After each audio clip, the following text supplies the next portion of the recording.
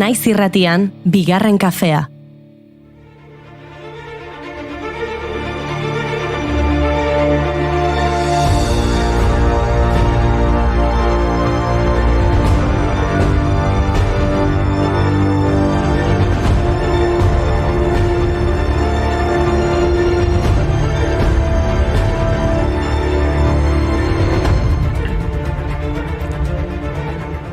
Egunon gizonok, ongi etorri bigarren kafera. Ondo ospatu altzen duten atzoko egun handia, berezia izan zen gero. Izan ere, 1984 azkeroztik, azaroak 19 gizonen nazioarteko eguna da. Eta nola ez, Amerikako Estatu Batuetan sortu zuten. Martxoak 8 gerturatzen den bakoitzan, zenbatetan entzunote dugu. Eta gizonen egunen noizko, batzo zen azaroak 19, gainera igandea, Día del Señor, nunca mejor dicho. En una discoteca, soy tímido y me asusté. Pibita que con 15 años y los chavales también hablaban de cosas raras, de lo cual no me enteré. Les diré lo que decía, por si saben lo que es. Quédame la mandanga y déjame de té. Dame chocolate que me ponga bien. Dame de la negra que hace buen olor, que con la María vaya colocón. Dame la mandanga y déjame de té. Dame chocolate que me ponga bien. Dame de la negra que hace buen olor, que con la María vaya colocón. Gizontasuna ondo ospatu zuten bai, Argentinan. Gizontasun toksiko, zaharkitu eta kerratua ordezkatzen duen gizona aukeratu baitute ordezkari gisa. Javier Milei, hautagai ultraeskuindarrak irabazi ditu Argentinako presidente hauteskundeak. Sergio Massa hautagai peronista eta ekonomia ministroari 11 puntu baino gehiagoko aldea atera dizkio. Abenduaren 10ean hartuko du presidente kargua Mileik, baina dagoeneko ospatzen hasia da. La Libertad Avanza alderdiko ordezkariak esan du 35 urte barru Argentina berriro munduko potentzia bat izango dela. ¡Viva la libertad, carajo! ¡Viva la libertad, carajo! ¡Viva la libertad, carajo! Dios bendiga a los argentinos. Muchas gracias. Argentinako emakumeak eta eurek sortutako olatu berdea ezin burutik kendu. Matxismoak irabazi du berriro ere. Eta tamalez, irabazten jarraituko du. 9 urteko espetxe zigorra ezarri diote gizon bati 14 urteko alabari sexu erasoak egiteagatik errenterian. Eta gizon bat atxilotu dute Tuteran indarkeria matxistagatik alabak abisua eman ostean. Alabak jakinarazi zuen bere ama aitarengandik tratu txarrak jasotzen ari zela. Zeruak kalea estatuak dardarka epaile legedi estuak emakumeak gaude ia lertzear garrasi batekin egan irtetzean aste bakoitzeko minutu bakoitza hildako aizparen. Ez dugu aukeratu astelena hasteko modurik onena ez, baina azaroak 20 da eta historikoki egun hau triste izan da. Gaurko egunez, 1984an Herri Batasuneko kidea, medikoa eta euskararen aldeko militantea zen Santi Bruar hil zuen Galek Bilbon. Lekeition jaioa, medikuntza ikasi zuen Valladolideko unibertsitatean eta Euskal Herrira itzuli zen. Garai hartan, Bizkaiko lehen ikastolak sortzen lagundu zuen. 1974an Espainiako poliziak tirokaturiko etakide bati laguntzeagatik Ipar Euskal Herrira ihes egin behar izan zuen. Behin erbestetik itzulita, bere medikulanarekin jarraitu zuen, politikan ere parte hartuta noski. 1983an kartzelatu egin zuten. Espainiako errege Juan Carlos lehenak Gernikako juntetxera egindako bisitaldian Eusko Gudariak abestu zuelako Herri Batasuneko beste kide batzuekin batera. 1984ko azaroaren 20an, Luis Morcillok eta Rafael López Okainak tiro hil zuten Santi Bruar, bere pediatriako kontsultan.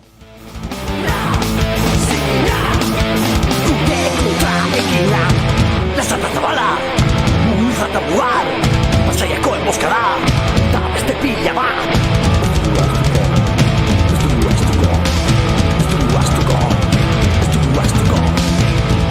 Eta 5 urte beranduago, 1989ko azaroaren 20an, Herri Batasuneko Espainiako Kongresuko diputatu zen Josu Muguruza erail zuten Madrilen.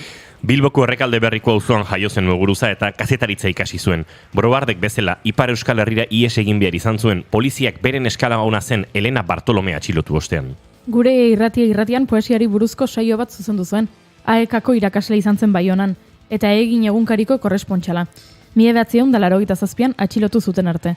Donostiako eta Madrilgo kartzeletan egon ostean, libre utzi eta herriotasunako mai nazionalean parte hartu zuen. 1984ko azaroan Tasio Erkizia ordezkatu zuen Madrilgo gorteetan herri batasuneko diputatu moduan. 1989ko azaroaren 20an Madrilgo Alcalá hotelean bere alderdiko beste kide batzuekin parlamentuko lana prestatzen ziarduela, bi lagunek tiro egin zioten eta hil egin zuten.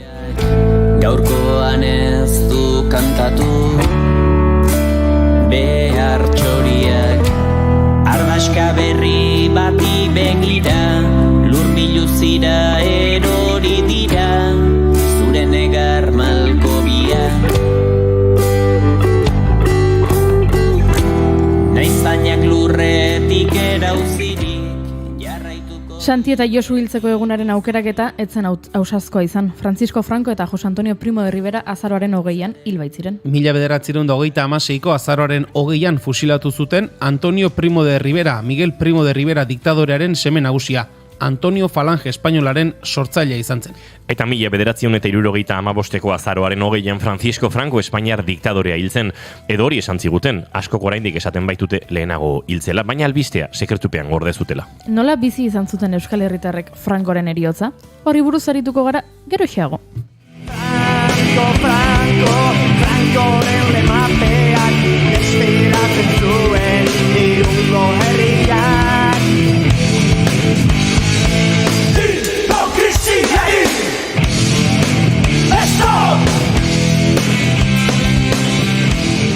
Baina dena ez da izango tristura eta historiako horri ilunak. Gaur Dona Apellaniz Nieto gure terapeuta dator eta ezarritako positibismoa edo positibismo mingarria izango dugu izpide. Izan zoriontsu, bizitzari herribarre egiten badiozu, irribarre egingo dizu bueltan limoiari eztia. Goazen bizitza zukutzera. Bueno, galdu dugu. Mr. Wonderful espiritua irintzi du eta ea zer egiten dugun orain. Bailar agarrados para escuchar a tu alma cantar.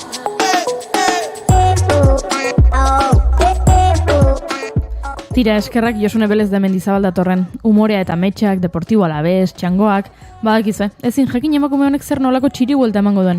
Eta UE Zinema film laburren jaialdia zariko gara. Datorren urteko urtarriaren 24-tiko 26 egingo da jaialdia Aretxabaletako Arkupe kulturetxean. Eta tartean, maite dutak, nik gaurkoan ez dut pentsatu egin. Bueno, Julen, ezingo duzu Donaren aitzak erabili. Egunero ekarri behar da maite duta bigarren kafera. Aizu, Juri, hori ez alda ezarritako positibismoa. Bueno, pakea behar dugu azaroak 20 ditu gaur eta asteleena da, ongitorri guztioi bigarren kafera, naiz irratian zarete.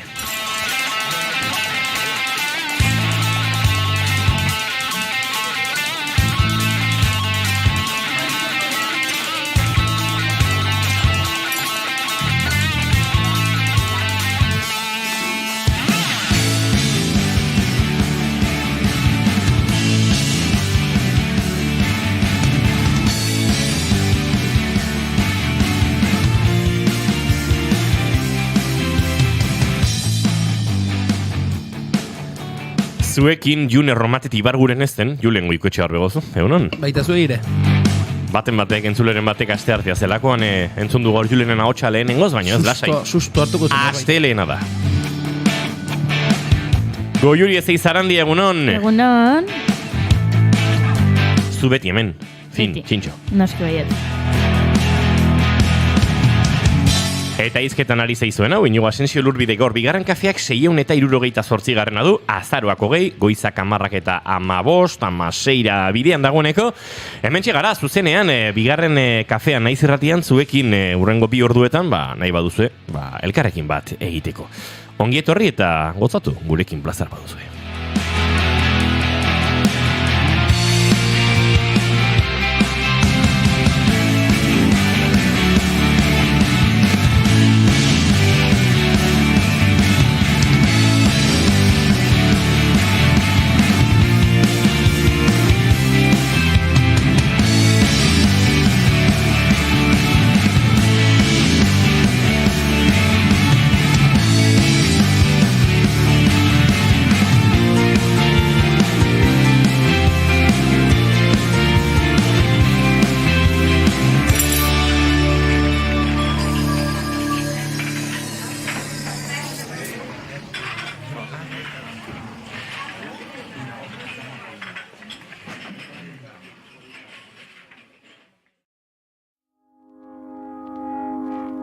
I found a love for me.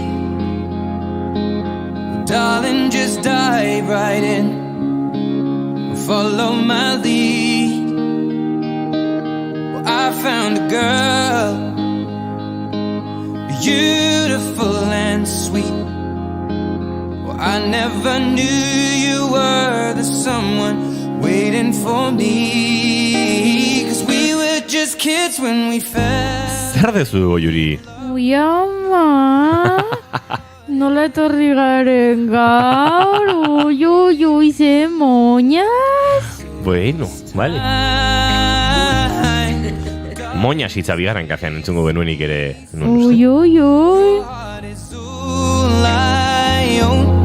And in your eyes you're holding mine. A ber, gure txatak zer dioen gorko saioa biatzeko, Mendik, aupa, iepa, ala julen, bai, ze, esnatuta, uste nun, aste artea zala, lasai, ni oean zuek ikusten, bai, hori da, lasai, pazientziarekin hartu gorka, dio, nere maite duta da pazientzia, ez daukat pazientziarik, bueno, pazientzia pixka bat beharko duzu gorka, ebakuntza baten ostean, pixkate, dantza egin alizateko, ze dio, nik ezin dut dantza egin, bueno, iritsiko da. Spiderman derrek dio, moñas, jajaja, gorkak dio, dona egunon, egunon dona pillan iznito? Egunon. Eta ongi etorri? Eskerrik asko. Ondo? Hortxe. Ondo dago. Hitz batean labur biltzea norbere egoera, hortxe. Stronger than anyone I know. Goza bat esango dizut, dona, triste bat zaude, ez egon triste. Ze azkenean, irriparra egiten badiozu bizitzari, bizitzak hori ekartzen dizu bueltan, proiektatzen duguna gara. Hala da. To carry more than just my secrets. Lasai, entzule. Ez du Mr. Wonderful katilluan hartu gaurko kafea, eta esaten ari garen esaldi hauek, pixet ironiatik, edo, bueno, behintzat, kontestu beharretik eta aztertu beharretik aipatzen ditugu, eta laizzer aztertuko ditugu, Dona Peian Iznietorekin esan dizugun bezala, oiek izango baitira, nolabait berarekin izpide izango ditugun gaiak, baina, gaur maite duten tartea da. Eta egunero, bezala, maite duten tartearekin, oiatu behar dugu saioa. Komeni. Julengo ikotxe arbeo oso, zein da zure maite duta? Nik gauzat esan bitartean, banuan nire WhatsApp taldean begiratzea, ea badudan bakapekoren bat. Eske, hortik ere badoa. Dona hemen dagoela aprobetxatuz, aldarrikatuko dut, Goiuri eserretuko da, baina maite duta ez ekartzeko eskubide hori ere aldarrikatu behar dut, Donak esana delako hori.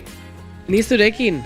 Horrekin dator gaur. Kameran etxe, guazen denak bat egiten. Maiaren beste aldean dagoena, aserretu egiten da hori aipatzen dudan bakoitzean. Aserretu dadila. Tira, esango dut, gorka ari zen esnatzea, eta ez dakiz zer, eta... Barka iguze baino, red flag bat dago bigarren kafean.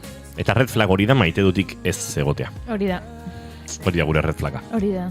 Eta zergatik. Zergatik ez da onartzen, hau. Saio honetan, arrazoi asko ematen ditugulako, zerbait maitatzeko.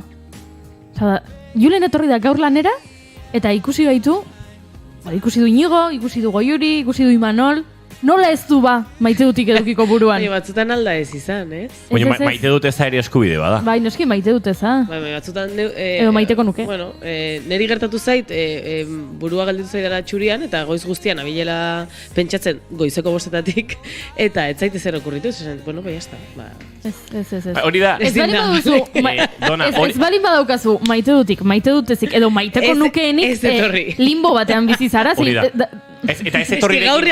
Gaur nahiko limboan nago. Eta ez etorrirekin oso lotuta dago, ez daukagu gogorik tazkoaz lanera. Oda berdina, lanera ez gati etortzen gara. Behartuta gaudelako. Maite dutak ere horrelakoak dira.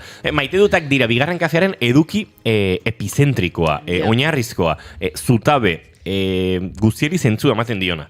Eta maite dutek behar dute, bigarren kafe izateko, kafea behar duelako, eta maite dutak dira kafea lehoiek. Inspiratu nagonean egundoko zerrenda bat. Hori egiten dut jogoz? Nik WhatsApp talde bat daukat, maite dutak izena duena nire buruarekin. Eta daukat bat erabilien nuena, eta orduan, zuere pentsatu baretorri zara, kontua da, daukazu lorzaku bat beteta, eta hortik hartzen duzu lan nahi duzuna, baina pentsatzearen ariketa eta prestatuta ekartzen ariketa ez duzu egin. noski egin dudala, baina lehenago, prokrastinatzearen aurkako tesiak baliatzen ditut, eta egiten dudana tarteka pentsatut, esan zen maite dut. Ez? Mendira joan zarenean larun bat goiz batean lasai burua pixkat freskatuta, maite dut, hau edo beste. Baina hori ez da aldagarria ere bai? Hau da, agian maite zenun, baina orain ez dezu maite. Hori nahiko konstantean, gauzoiekin. Kafea maite dut, eta maite dut. Eta jazta, aldatuko da, inoiz bai, baina ez aste batetik bestera hola bapatean. Gaur ez dut maite kafea eta bihar bai, eta horrelako gauzak ez ditut egiten. Nahiko egonkorra naiz. Nere maite dut esan da bezala geratu da, ja denbora ponda, beraz. Zein zen maite dut orduan, Julen? Maite dut eza zen gainera, gaur goizeko 6 eta ez dakiz minututan esnatu naiz, atera dut bote bat, pentsatuz, amaitxetan ari nintzen, normalean ez naiz amaitxetaz gogoratzen den horietakoa, baina nire amaitxa zen aztu egin zitzea dela gaur irratira etortzea. Nola egunez aldatuta berez aste artean etortzen naizen eta astelenean etortzea tokatzen zitzaidan, nire buruan ziren ez da goizeko euskal oze ordu, eta ez nengoen irratian, eta lako batean etorri zit. Orain irratian egon behar nuen. Eta esnatu naiz, gorputz, nahiko kaskararekin egia esan, baina tira. Nik maite dut harinen apologia egingo dut. Batzutan maite dutak dira oso sakonak, eta hola pixkat gure oso barrenetik, eta bestetan pixkat asalekoagoak, ezta? Ez dut bat ere maite, goizeko 10 baino pare bat minutu lehenago kafea prestatu eta bigarren kaferako nire kafea menu ukitzea, eta sarrerak eta pixkat saioa martxan jartzen den bitartean sortzen duen hola pixkat estres hortan kafea hoztea. Eta kafea hoztu egin zait, eta kafe hotza. Hori zer da, mezu bat entzun behar duenaren zat, eta beste bat ekartzeko. Hirugarren azan nahikoa da gaurkoz. Orain goz. Laudan pixat muga, Idoia Xarmak emantziguna, eta nik laugarren baterako oraindik ordu asko dauzkat aurretik, beraz, nahiko orain goz.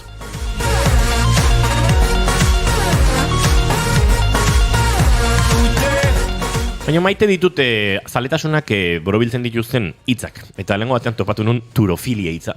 Badakizu zerren turofilia? Ningo Juri eta Julen igual kontatu dizuet. Bai. Horrek izu bari, dona, badakizu zerren turofilia? Ez. Gaztarekiko maitasun edo pasioa. Ostraneak atoso lagun bat oso turofilikoa dela. Zango diut gero. Eso turofiliko. Turofilika. Bai, turofilika. Eta maite dut hola gauza randomak egitea. Eta lehenko batean izokina deskongelatzen jarri nuen gauean afaltzeko asmoz. Eta gero gauean baliatu ninduten ostiralean. Eta zen, aporai afalduko dugu. Arrun iritsintzen etxera eta izokina deskongelauta zegoen. Frigorifikoan sartu nun. Baina gero arrun jana nuen, parranda. Desan, gozaldu egingo dut. Eta izokina gordinik soja pixkatekin, sashimi modura, gozaltzeko. Eta, oso ondo sartu ditzaidan. Ez hola, estatua igual oikoa da gozaritan, ez? Izokin estatua hola tostadan eta jatea. Baina nik nuen inoiz jen izokin gordina gozaltzeko, eta oso ondo. Oso keto dietaren bidetik.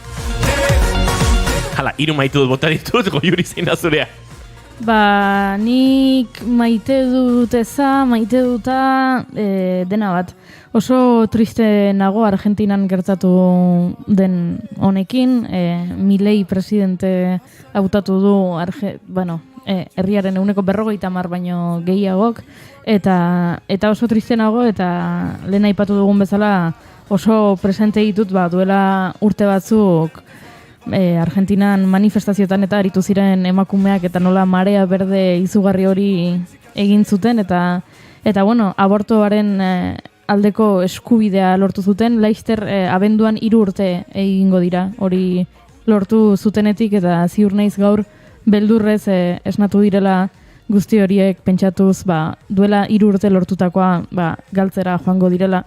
Edo gauza okerragoak iritsiko direla, eta beraz nire maite duta beraientzat, maite dut eza Mileirentzat, eta maiteko nukea ez dakit. Maiteko nuke mundu guztiak irakurriko balu El año de la militancia verde, Cecilia Sperlingen liburua. Tori, 3 bat! Zerik zituzula leporatuta bezala. Bai, azerera holako Dona eta Julenek esaten dutelako. Eske, nola niri begiratu diazun, ikusen nire gintzala. Zurekin era azerra. Bai? Ze ondo. Bueno, gauzak errexteko, eske denekin azerra balin badanago asko zerrexagoa da dena. Azerraren ekonomizazioa. Bat ere gustatzen gorko saio hartzen ari den giroa. Bale, barkatu. Ez, hemen ni nahiz denan errudu nazkin. Bale.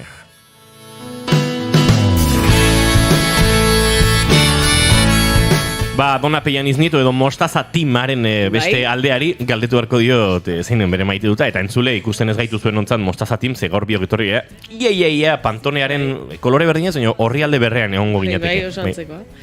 Ba, esango dut, ez dudala maite inposaketa, maite duten inposaketa. Eskerrik asko Dona. Inposaketik ez, orokorrean. Zea pixkat Ortega Smith poliziari Ferrazondoan esaten zer egin behar duen, hemen ez dut maite inposaketa, pixkat argudioaren tergiversazio maltzurra, Ostras, itxusia. Bai, ez da izena itxusioa interpretazio maltzurrarena edo Ortega Smith poliziari izketan. Banoa, agur. ¿Cuántos días, cuántas nueces, 20 años separados no lograron apagar ese amor? Beste maite dutik baduzu edo hori da benetan maite duta? Horrela utziko dut. Horrela utziko duzu? Bai. Goiuri zaitu zerbait. Bai, hola, pixkat, beti ez, nik uste ez gerala gustora egon behar. Gaur da Goiurirentzat. Ez gaude gustora beti, orduan, bueno, pues gaur ez gaude gustora honekin, bai, ez da. Ni nago gustora beti, baina maite dudei horrelako muzin egitea, bueno, iruditzen zait antikonstituzionala.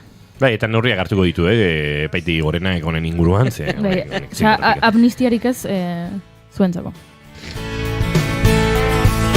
Se partió deprisa, voló como una brisa, huyendo de esos días y él no comprendió porque estalló en pedazos su corazón. ¿Cuántos días, cuántos meses, cuántos años? Ezarritako gaiekin, bai, ez da biloso eroso Dona Pellaniz Nieto, ezartzen badiozu, inposatzen badiozu maite dut bat behar dela, edo maite dut ezadut. Baina positibismoa ezartzen badiozu ere, ez dago erabat konbentzituta horrekin. Eta hori da gaurko gaia, nolabait lagur biltzeko. Nik esan behar dut, ni pertsonalki orokorrean zerbait ezartzen didatenean, ateatzen zaidala kontra egitea, naiz eta izan, Dona, tori 1.000 euro, ba ez dut nahi.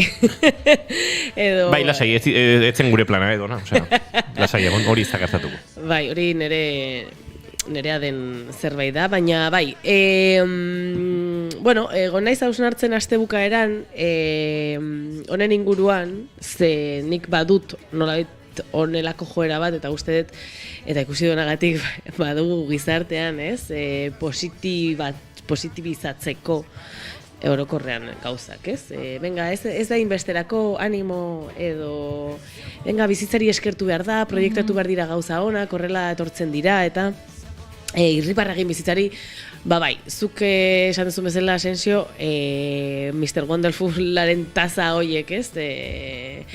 Irribarragin, zoriontsu bizi eta jazta, ez? Hori izango balitz bezala denaren soluzioa. Eta hori kontestualizatzean ator, eta, bueno, ikusiko duzun bezala horren, bai, bueno, ez dakita aurkako, baina bai, hori kontestualizatuta, bai, ikusiko dugu agian positibismo inposatu horrek, kaltegarria egiten digula bizitza, onlako zerbait. Eskerrak, Dona.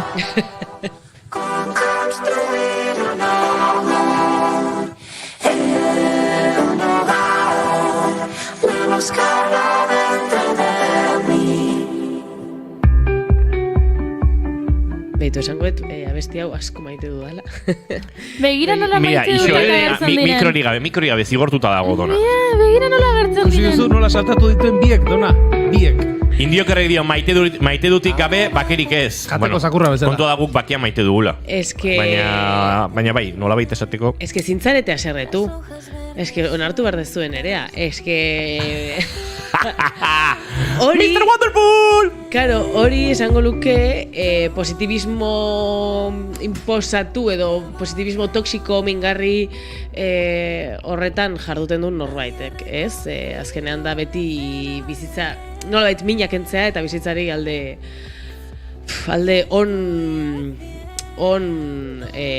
glutamatuta. Nola da? Ongi glutamatikoa edo. Bai, on glutamatikoa edo on kimikoa edo on ez naturala ez hartzea, ez?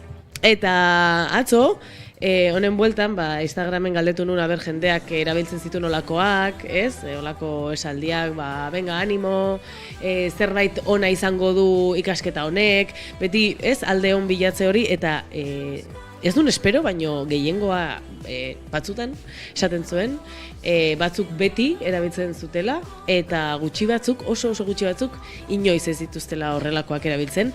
Pentsatzen nun, orekatuagoa egongo zela, baino gero, pixka eta ausartzen bai ikusi dut, nolabait, agian errealitate, edo behintzat nire errealitateren adierazle dela, ez? Eta askotan, hori, datorkigunean lagun bat esatea jo, ez dakiz zer gertatu zailanean, edo lagunekin, edo etxean, edo bizitzan, ez? Bueno, animo, venga, ez da besterako, behitu baino hau da kasu, edo bestea dezu, ikusi alde ona, edo ikusiko ez duzen bat ikasten dezun hemendik.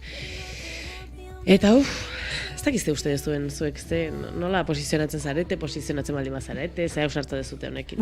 Noski baiet. A ber, venga. Noa. Jasanezinak iruditzen zaizkit, horrelako esaldiak. Jasanezina iruditzen zait, azken urteetan sortu den joera ultra mega super baikor hori, jasanezina iruditzen zait albiste txar bat jaso eta ingurutik zuk jasotzen duzun lehenengo iruzkina izatea, baina begiratu honen alde honari, ez, utzidazu minak trantsitatzen, utzidazu sentitzen haserrea, jasanezina iruditzen zait, azken urteetako libururik irakurriena izatea Encuentra tu persona vitaminas, Marian Rojas Estaperen filosofia hau ulergaitza iruditzen zait, ezin dut gehiago, bereziki horrelako iruzkinak eta horrelako filosofia ezartzen zaionean gaitz, gaixotasun edo patologia edo horrelako zerbait pairatzen ari den norbaiti, eta bereziki ezin dut jasan jendeak esaten duenean Down sindromea duten umeak zerutik datozen aingerutsuak direla, eta gure bizitza alaitzera etorri direla, eta gauza asko erakusten dizkigutela, eta hori esaten du jendea. Bueno, jendeak gauza asko esaten du. Eta ze pozgarria den, horrelako umetxo bat edukitzea zure familia, eta igual izan ditzake pertsona horreko 35 urte, baina tratatuko dute umetxo bat izango lituzela, eta orduan, ze ondo umetxo hau etorri dela, zeruko aingerutxo bat bizitzaren zentzua erakustea guri. Ezin dut. Eta duela urte batzuk irakurri nion El País egunkarian Down sindromea duen ume baten aitari, esanez aitak esaten zuen, nahikoa da, hau, puta da bada, asko ikasi dut, bai asko ikasi dut, baina... Maite dut infinito nere semea, bai noski. Ala beharrez. Eta zoiontsu izaten ikasi dut, eta izan gara, baina... Eta maite dut, baina puta da bada, eta puta da berarentzat, eta puta da bada denentzat. Eta orduan berak aipatzen zuen hori ezin zuela berak ez da ere gehiago inguruko postasun horrekin, eta honekin bukatzen dut nire bakarrizketa, gai honek sutu egiten hau. Urkullututako positibismoa deitu diote hemendik ere. Ez dakit urkullututako positibismoa den, ez zenuk esango urkullututako positibismoa denik, hori izango litzake pixkat, izan zoriontsu. Ja, eski Urkullu egin irribarre. Ez da oso positibismoaren ordezkari, ez? Bai pixkate... Beste gauza bat esango nuke. Baina bai,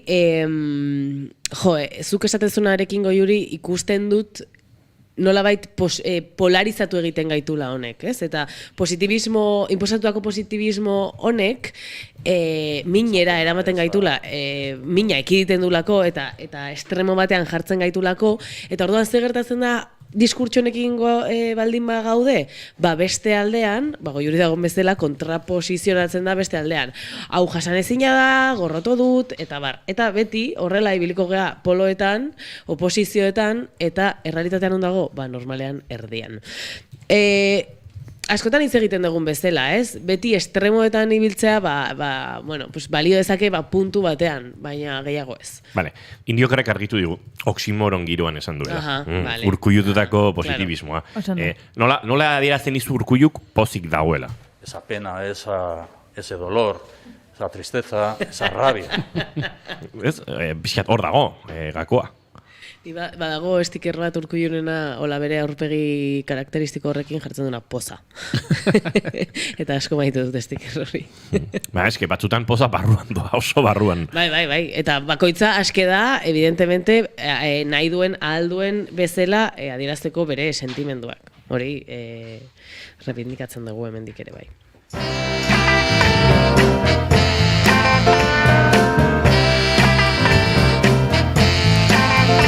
Mostaza timiz dantzin egin du. Bai.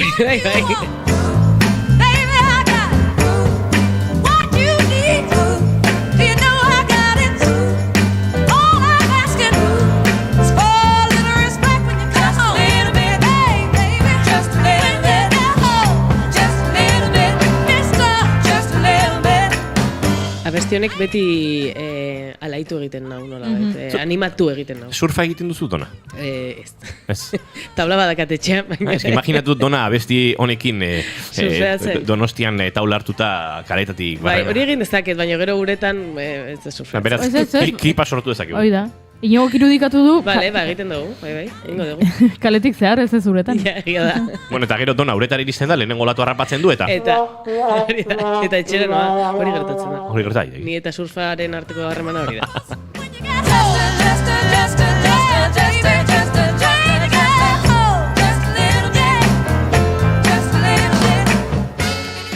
Bueno, zer dago positibismo honen atzean? Ze nik ikusi dut nire burua hemen kokatua ere, bai, batzutan, eta nik badut joera nolabait positiba izateko, bai, bizitzaren alde onori ikusteko. Zer gertatzen da, hori egiten dugunean mina edo sentitzen dugun errealitate hori ukatuta sortzen dela ezarritako positibismo hau. Orduan, ze izango litzake hau, nolabait errealitatetik egin eta fantasia batera goaz, nun dena polita da, denak daka zergati bat, zertarako bat, zerbait erakutsiko diguna, beti dago alde on bat, eta alde hori ikusi behar dugu minaren gainetik. Horregatik da inposatua, ez? Bizitza batzutan zoragarria da, bai, baina beste batzutan ez. Eta beste batzutan, esaten duen genuen bezala, puta bat da, gertatzen zaizkigun gauzak, mingarriak dira, mina sentitzen dugu, batzutan egun zoragarria egiten du, baina etxean gelditu bargera, eta beste batzutan egun kasiarra egiten du, eta lanera jun bargera, eta nahi ditugu beste gauza batzuk, eta bizitzen ditugu, aldegunean. Eta horrek, desoreka bat sortzen du gure baruan, mina sor dezake, eta min hori bizi egin behar da. Askotan esan dugun bezala hemen, min hori ukatzen baldin dugu, erreprimitzen baldin dugu, sortzen ari gara desoreka bat gure barruan. Eta izaten ari gara ez garena. Eta ez bagara garena, zer gara? Bagezurra.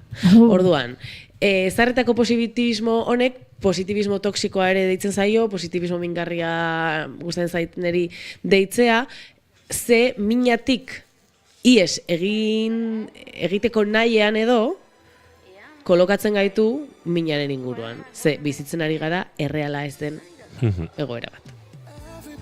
Looking for somebody to take home. I'm not the exception, I'm a blessing of a body to love on. If you want it bad tonight, come by me and drop a line. Put your aura into mine. Gorkak dio, urrengoan ni izango naiz Urkullu, eta Indiokerrek, ez izan Urkullu, Gorka.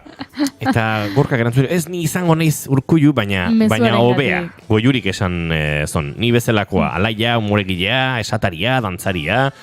Hori da, bai, aurreko nahi patu gonen, Gorkak egiten duela, bere gabonetako hitzaldia, Urkulluk bezalaxe, baina alaiago. Bueno, hemen kontua da, Gorka, Indioker eta entzule, uste dudala positibismoa bere horretan, ez dagoela gaizki, baikor izatea, alai izatea, hori norberak bila dezaken zerbait da, baldin eta egiazkoa bada, baldin eta naturala bada, organikoa bada, eta horrela agertzen da, ez? Eta uste dut, ezarritako horretan sortzen dela arazoa, ez? Gure buruari edo besteei behartzen diegunean eizu, baina izan zaite positibo. Hor dagoela arazoa, baikor izatea, Bere horretan ez dagoela gaizki. Hori da, oso ondo laburbildu duzu, Asensio. Eta hemen trampatxoak egiten ditugu gure buruarekin beti bezala, eta norbaitin posatzen baldin badiogu, nolabait argi ikus dezakegu edo argiago, ez? Norbait dator eta esateizu, eske seguraldik askarra ez dakize, eta baina eske begira ze berdea den Euskal Herria eta ze polita. Esatezu, bueno, utzi niri triste egoten euri honekin, ez? Edo hotz honekin. Hori da, ez nik izan asko deprimitzen hau ordu aldaketaren osteko arratsalde iluntasun horrek, eta goiuri ezin egiotan esan ez, utziazu. Barkatu, baina muga batzuk jarri behar dira. Orduan, goiuri positivismo hori dakazu barruan, horregatik gorrotu ez du. Barkatu, ordu aldaketa, lehenengo eguna, hazen olako eragina duen nire biorritmoetan ordu aldaketak, inigo oso ondo, bigarren eguna, ordu aldaketa, ze gaizki, gaur atzo baino okerrago nago, hirugarren eguna, aber noiz oitzen nahi, zengoen diken nahi zoitu ordu aldaketara. Badago exagerismo ezarriaren kontzeptua? Segurazki baiet. Exageratu emakumea, exageratua. Barkatu, Julen. Bida, isiliko, mikrofono itzali dizute isiliko goteko. Itzak entzen digute. Isiliko gote hauen enigo. Bestela? Claro, eta hemen bestetan gure buruarekin zailagoa izan daiteke ikusten positibismo toksiko domingarri hori. Zergatik, ze ni baldin naiz nire buruari esaten dio dena, benga dona, animo, ezakize, honek alde ona daka, orain hau gertatuko da, baino gero beste, proiektatu gauza politak, hor esan dezaket, baino nire positibismoa da, egitazko positibismoa da, nirea da, data. Egitazko positibismoa izango da, zure mina edo zure aldarte emozional hori zilegi egiten dezunean. Hau da, esan dezakezunean, hau ez zait gustatzen, eta, komplementatzen dut, eta gai naiz alde ona ikusteko. Hau ez zait gustatzen, eta ulertu dezaket zergatik edo zertarako gertatzen ari dan hau, ez? Ez zait gustatzen, X egoera mina ematen dit norbaitek neri oiukatzea, ez zait gustatzen, eta ulertu dezaket aserretuta dagolako neri oiukatu izana. Baina horrek ez du kentzen nere mina. Ez? Edo, euriarekin esan dugun bezala, ez zait gustatzen euria eta hotza egitea, eta ulertu dezaket, beharrezkoa dela bizitza aurrera jarritzeko, eta Euskal Herrian bizi garenez, euria egingo dula, eta eskerrak ze daude lehortekin. Baina horrek ez dut apatzen nik sentitzen duena, nire minan desadostasuna edo dena delakoa.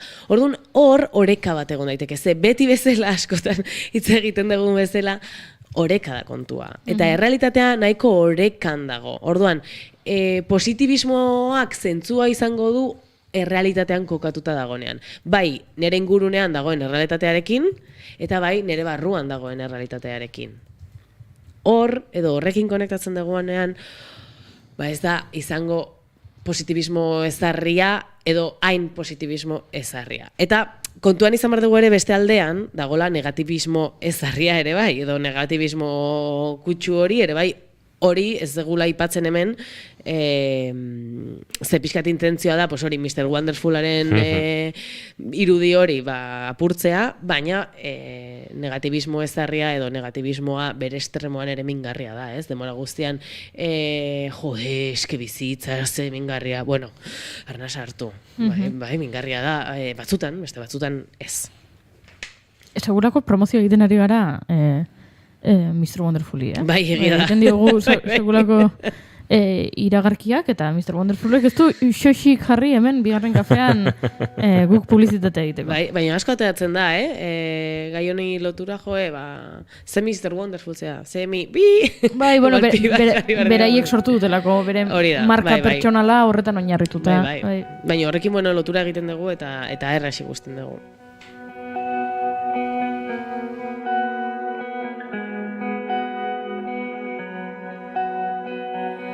Unaino iritsi zaren ulertzen, pausoak oitzan neultzen, ustez galdutako trenak zenbatzen, zenbat aukera merezi dituzte ametxek.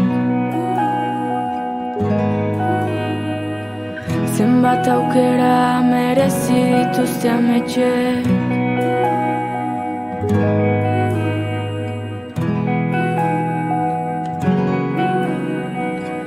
Bideak esan dizu hau ez dela uste zenuena, ez da nahi zenuena zarena besterik ez.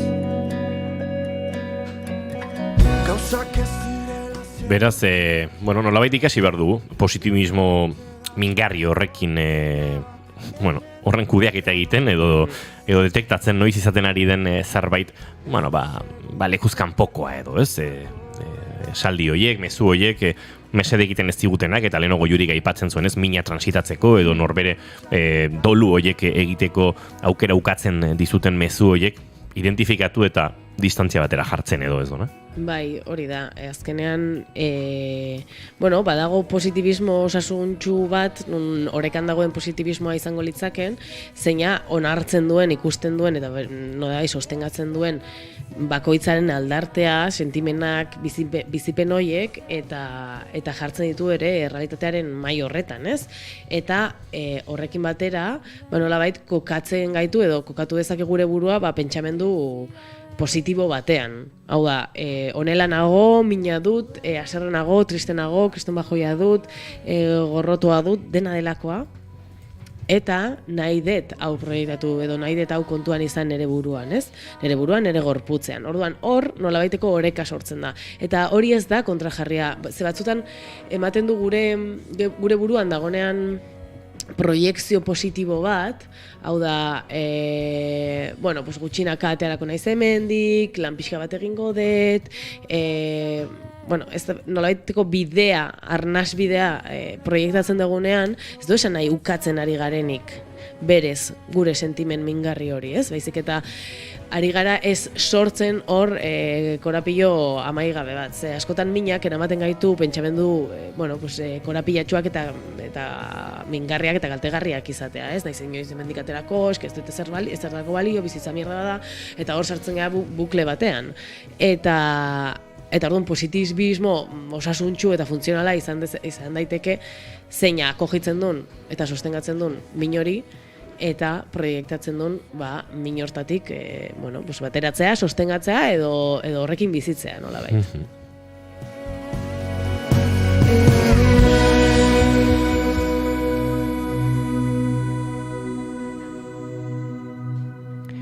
Goizeko 10:49 minutu, hementxe gara naiz irratian, bigarren kafean eta Dona Peaniz Nietorekin ari gara.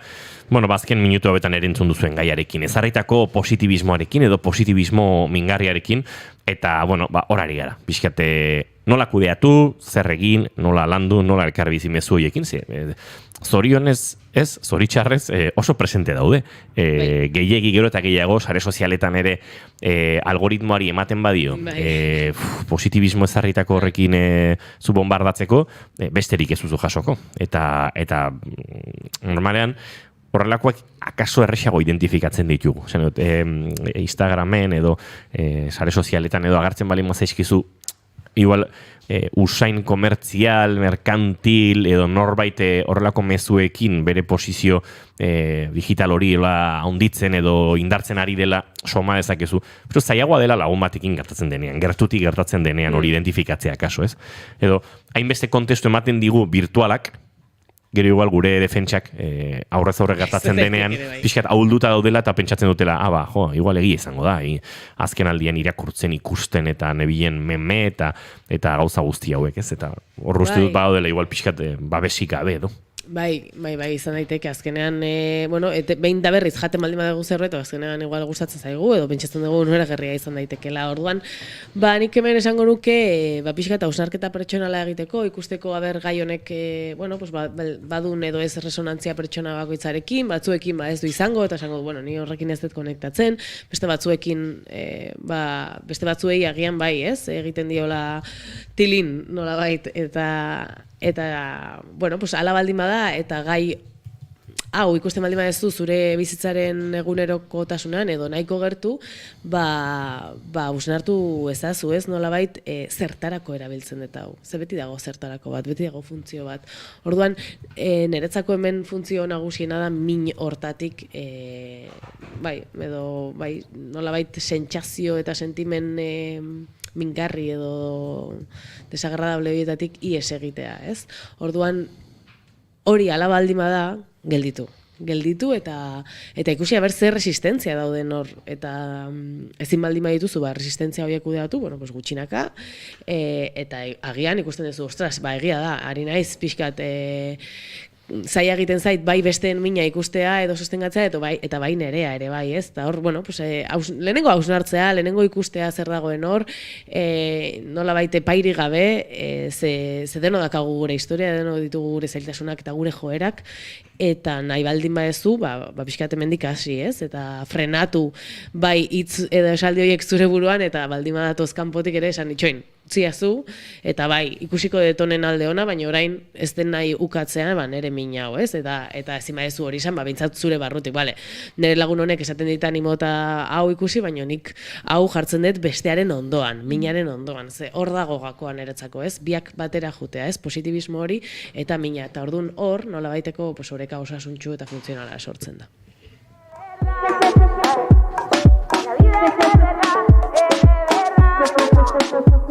Enararen kantuak entzuten, zoriontasuna maindire tartean agindu didate. En mi ventana huelga Bazetaken zoriontasuna kantu honekin, bomba estereorekin batera, la vida es de verdad, eginako kantu honekin agurtuko dugu Dona Apellaniz Nieto. Izan zoriontsu, Dona. Asko baiet, Guk aurrera egingo dugu Dona Apellaniz Nieto agurtuta eta aste pare bat barru hemen ikusiko dugu elkar. Ez dakite hemendik bi astelenetara Durangon izango tegaren dagoeneko. Ez, bi astelen barru abenduak 4 Durangora joateko iaia bezperetan ibiliko gara. Baina horrendik hemen izango gara, beraz orduan ikusiko dugu Dona Apellaniz Nieto. Zain du, Dona? Berdin, zeruan irria zoruan dantza, zoriontasuna.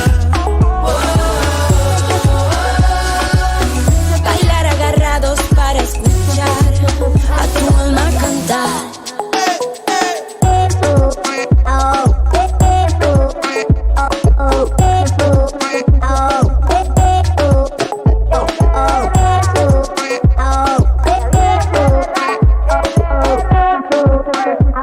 Lehen dantza lotua San Juanen, nere herriko neskatxa maite zioen kantua kantatzen.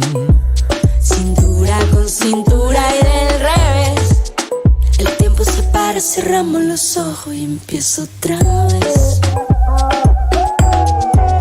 Anbotoko kamaren esku, plazara atera garen onarima, zorionaren sekretua. Feria en Urbasa y Aralar, observándonos bailar. Aquí todo vuelve a su lugar.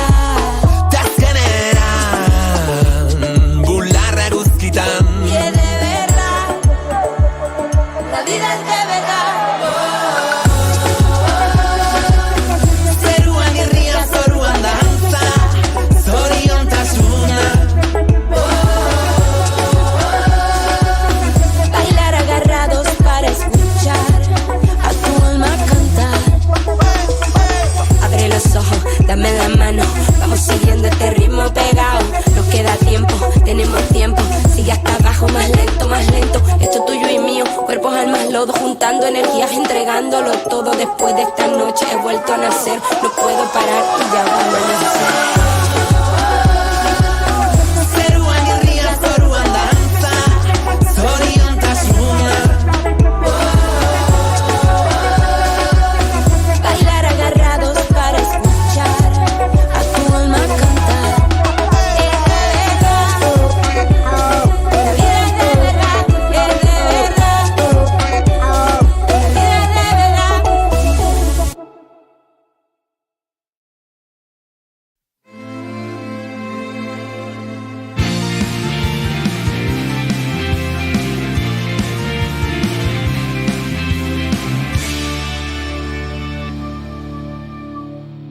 Bigarrenak ez direlako beti okerragoak, bigarren kafea.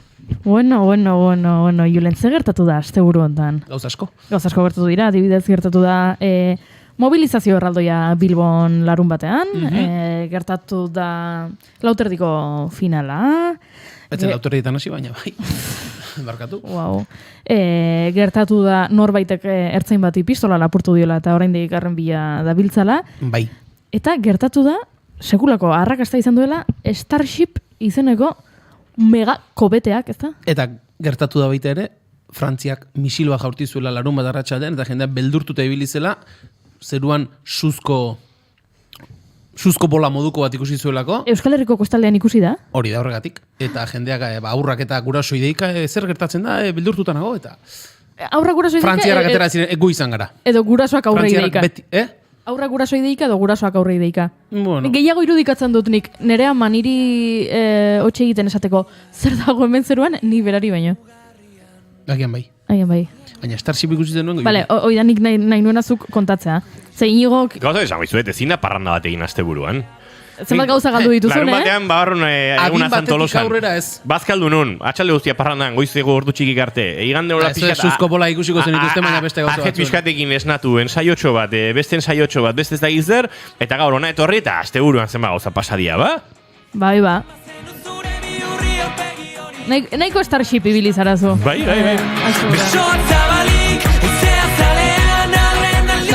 A ber, Julen, nik entzun dut dela sekula eraikitako espaziontzirik handiena eta boteretsuena. Hori hala da?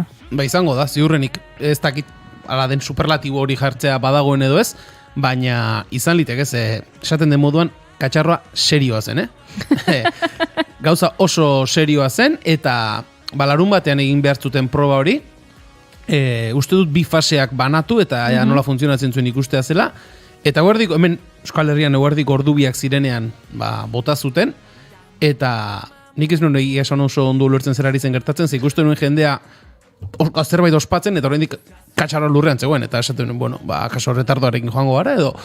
Eta hori, bota zuten Starship delako hori, eta behin altuera bat hartuta, bi faseak banatu zituzten, eta ondo atera zen, eta hor txamaitu zen kontua, ze segundu gutxirat bi faseak lertu zituzten, eta ozeanora hori dira, eta akabo.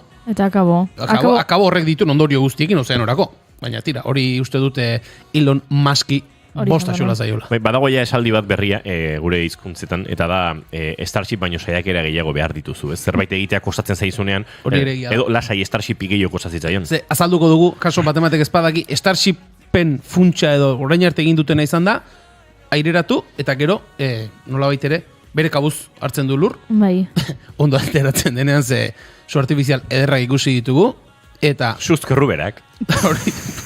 Eta honen helburua da Martera iristea berez. Bai, baka martxa honetan 3.786 edo horrela iritsiko dira. Ez dakizen milaka dolar gastatuta. Baina, akaso iritsiko dira. Guk, ez dugu kontatuko, espero dut. Bueno, diru hori Elon Muskena den bitartean. Guri dirurik eskatzen ez diguten bitartean. Nahi. Pozi daude, 33 motorretatik denek funtzionatuzten oraingoan, eta askatu omen ziren propulsorea eta nabea, eta, bueno, badoaz, pixkanaka, baina bastante flipante iruditzen zaita. Nola da janire esan ezinen azkeneko abestiaren zea, zenbat ametxei zenbat saiakera merezi duen amets batek, ez? Horrelako zerbait esaten du. Ez da horrelako zerbait? Bai, zenbat... Lotxagarria da, zabesti hori, jodet, 50 bat aldiz, baina... Bai, ez? Zenbat saiakera merezi... Zenbat saiakera merezi dituzte ametxek. Hoi, izan dut. Bai, ondo izan, bai, arrazoi duzu. Oin, bola segidan entzun da. Ez ba hori, Elon Musk entzat da abesti hau, eta bere Starship entzat. Bai. Zenbat saiakera merezi du ametxonek. Agian nahikoa da. Agin nahikoa da Starshiparekin, ze gauza desango izuet, goizeko 11 dira, eta azken ordukoaren bila egin behar dugu saltotxoa, jarraituko dugu gero nebanzu, Starshiparen inguruan, ze badu bere mamia, asuntoak, arrakasta bezala saldu digute, espaziontzi batek, aireratu eta danba egitea, ez da egite, Martea izan denerako hueskara menego. Nik horrelatuko zela, eta lertu ziren esan, jazta. Xelebre xamar asunto, baina titelako albistek ere manditu asteburuak eta azken orduak ziur ere bai. Egoi belategi, egunon? Egunon bai, guazen azken ordukoarekin eta asteburuak emandako albiste lazgarri, baina ohiko batekin joan behar. Izan ere Iruñeko udaltzaingoak 29 urteko gizon bat atxilotu zuen atzoko egunez bikotekide ohiaren aurka indarkeria psikologikoa erabiltzea egotzita.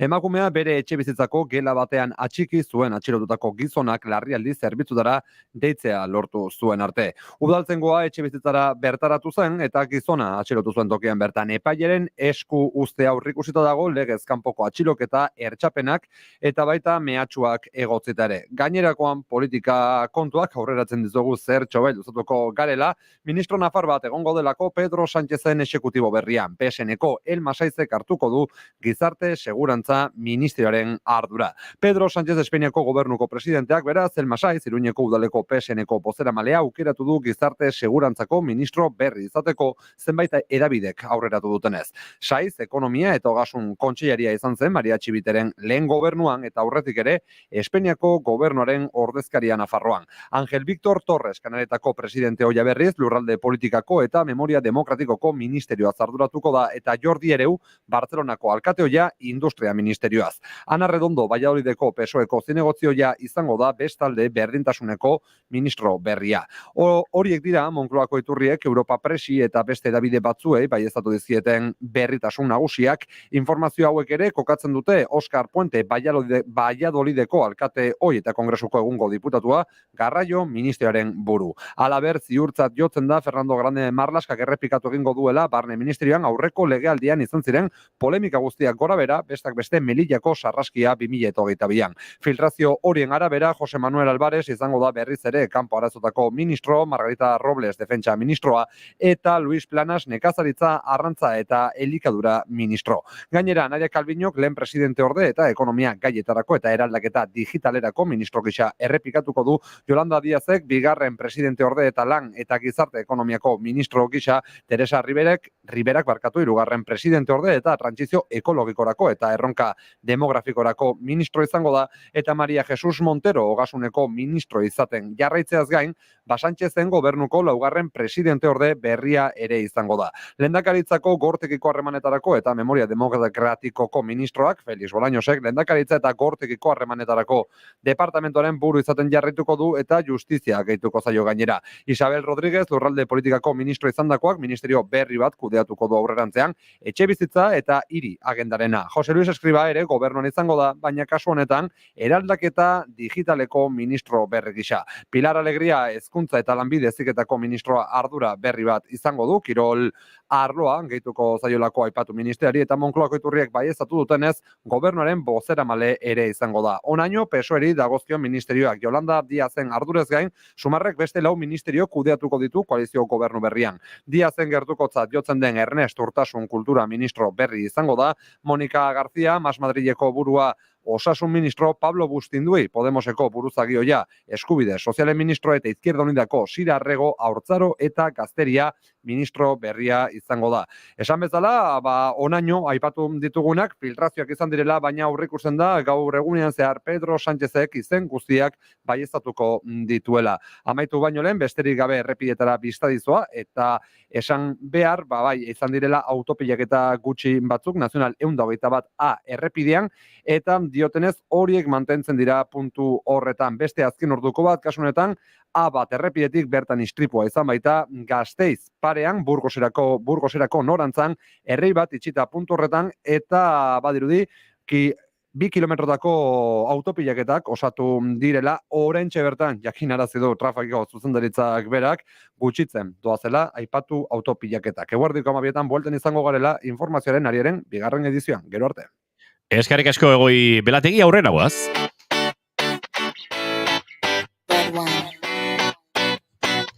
Ez barkatu Egoi Juri Julen, badakit Starship gaia pixkat ja amortizauta dagoela, baina oso gauza eroa iruditze zait. Espaziontzi batekin olako probak egiten ibiltzea, eta gero zera itxaso eroriko da, eta den ondo, eta gero bospasei saiakera ingo dituzte, urrengo bospasei urtetan o 10 urtetan, helburua dela, lurrari buelta matea. Batzaio, ze falta? Egia da. Ez, gero kontua da, larunbatekoak baita ere izan zuela, ez? Normalean horrelako ez dakit, emisioak, nola baita esateko, helburua ez denean katxarroa lertzea, sagartzen dizkote 8.000 kamera, ikusten ditugu sekulako irudiak, baina hemen hasieratik ikusi zen lertu egingo zutela, ze lurreko kamerekin bakarrik harrapatu zuten. Eta egia da, hasierako irudi hori, motorzuk esan duzuna, motor guztia piztuta eta ikusgarria zela. Baina gero jartzen dituen ez dakizema kilometro kamera oso nahi izan da ere, badoa gauza bat. Gauza bat, bai. Eta gero zu artifizialoa bezala ikusten da eta listo. Orduan, hype asko sortu zuten, baina zaborra izan zen. Zaborra itxasoan utzi duena. Hori da. Baina horretaz ez da hitz egiten.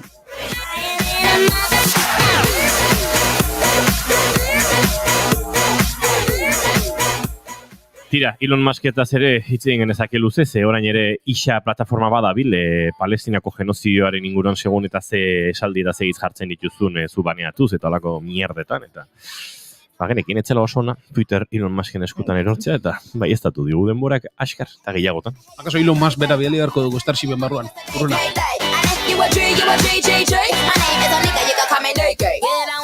Toto data. Guazta jongo barruan.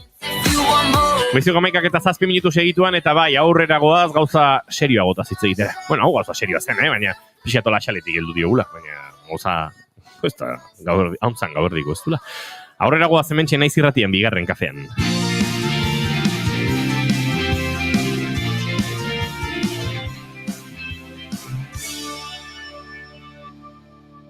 Bigarrenak ez direlako beti okerragoak, bigarren kafea.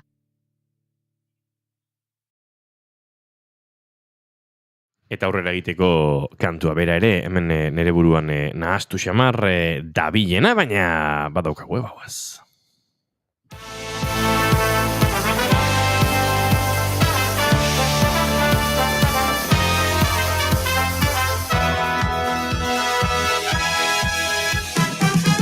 Goizero irrifarra ahoan, nekea eta negarra alboan, egunak mendea, dirudi ordea, zorionak hartzela, bihurtu zorrela, hautatu bidea, badago aldea. Inigo Goiuri, zuek horrela esperientzia badaukazu eta astebetean egin liteke film labur bat? Noiz? Astebetean. Bai, egiteagatik egin daiteke. Bai? Takit ba. Piskat ez dututa. Nik enuke egingo. Egiteagatik egin daiteke beraz. Egiteagatik egin daiteke, bai. Vale, bueno, oraindik akaso gara izabiltza, Bai, izan ere gaur 8 azaroaren 27an itxiko da, 2024ko UE Zinema film laburren jaialdian, lanak aurkeztuko epea. Gauzat esan bizut, egin daiteke, baina noski gidoi bat behar da, hortarako ideia bat. Horregatik esan dut, egin liteke, zerotik hasita. Uste nuen rodajea zari zinela, rodaje montaia aste batean nik uste egin daitekela, bai. Baina ideia sortu, ideiarekin asmatu, bai, gidoia, aktoreak lotu. Ideiarekin asmatu, urtebeteko plazo egitere batzutan ez da asmatzen ideiarekin, baina. Bai, fisia justu gabiltza julen. Ba, esan dagoa, datorren urteko urtarrilaren 24-tiko 26ra, egingo da, esan dugun bezala UE Zinema film laburren jaialdi Aretxabaletako Arkupe kulturretxean, eta antolaguntzako kideak, nola ez, zinbestean burubelari dabiltza, 17. ekitaldi horren ingurukoak prestatzen. Orain txagurtuko ditugu, UE Zinemako jaialdiko produkzio eta programazio taldeetako kide bana, eta aurtengo ekitaldiaren nondik norako ez galdetuko diegu, baina baita jaialdiaren ibilbidearen beraren inguruan ere. Izan ere, Mondragon Unibertsitateko Humanitate eta Hezkuntzen Zientzien Fakultateak 2008an sortutako proiektu honetan urtez urte ikasle talde berri batek hartzen du parte antolakuntzan. Eta horrek zer eragiten duen eta zein ondorio uzten dituen ere, galdetuko diegu, esan bezala, UE Zinemako produkzio taldeko Adriana Gredillari eta programazio taldeko Alex Altunari. Egunon bioi eta ongi etorri. Egunon. Lehenik eta ben, lehengo gaiarekin, Starshipen inguruko filmik edo jaso duzu edo proposamenik edo jaso duzu? Badaude ideia eroak, baina hainbesterakoak ez.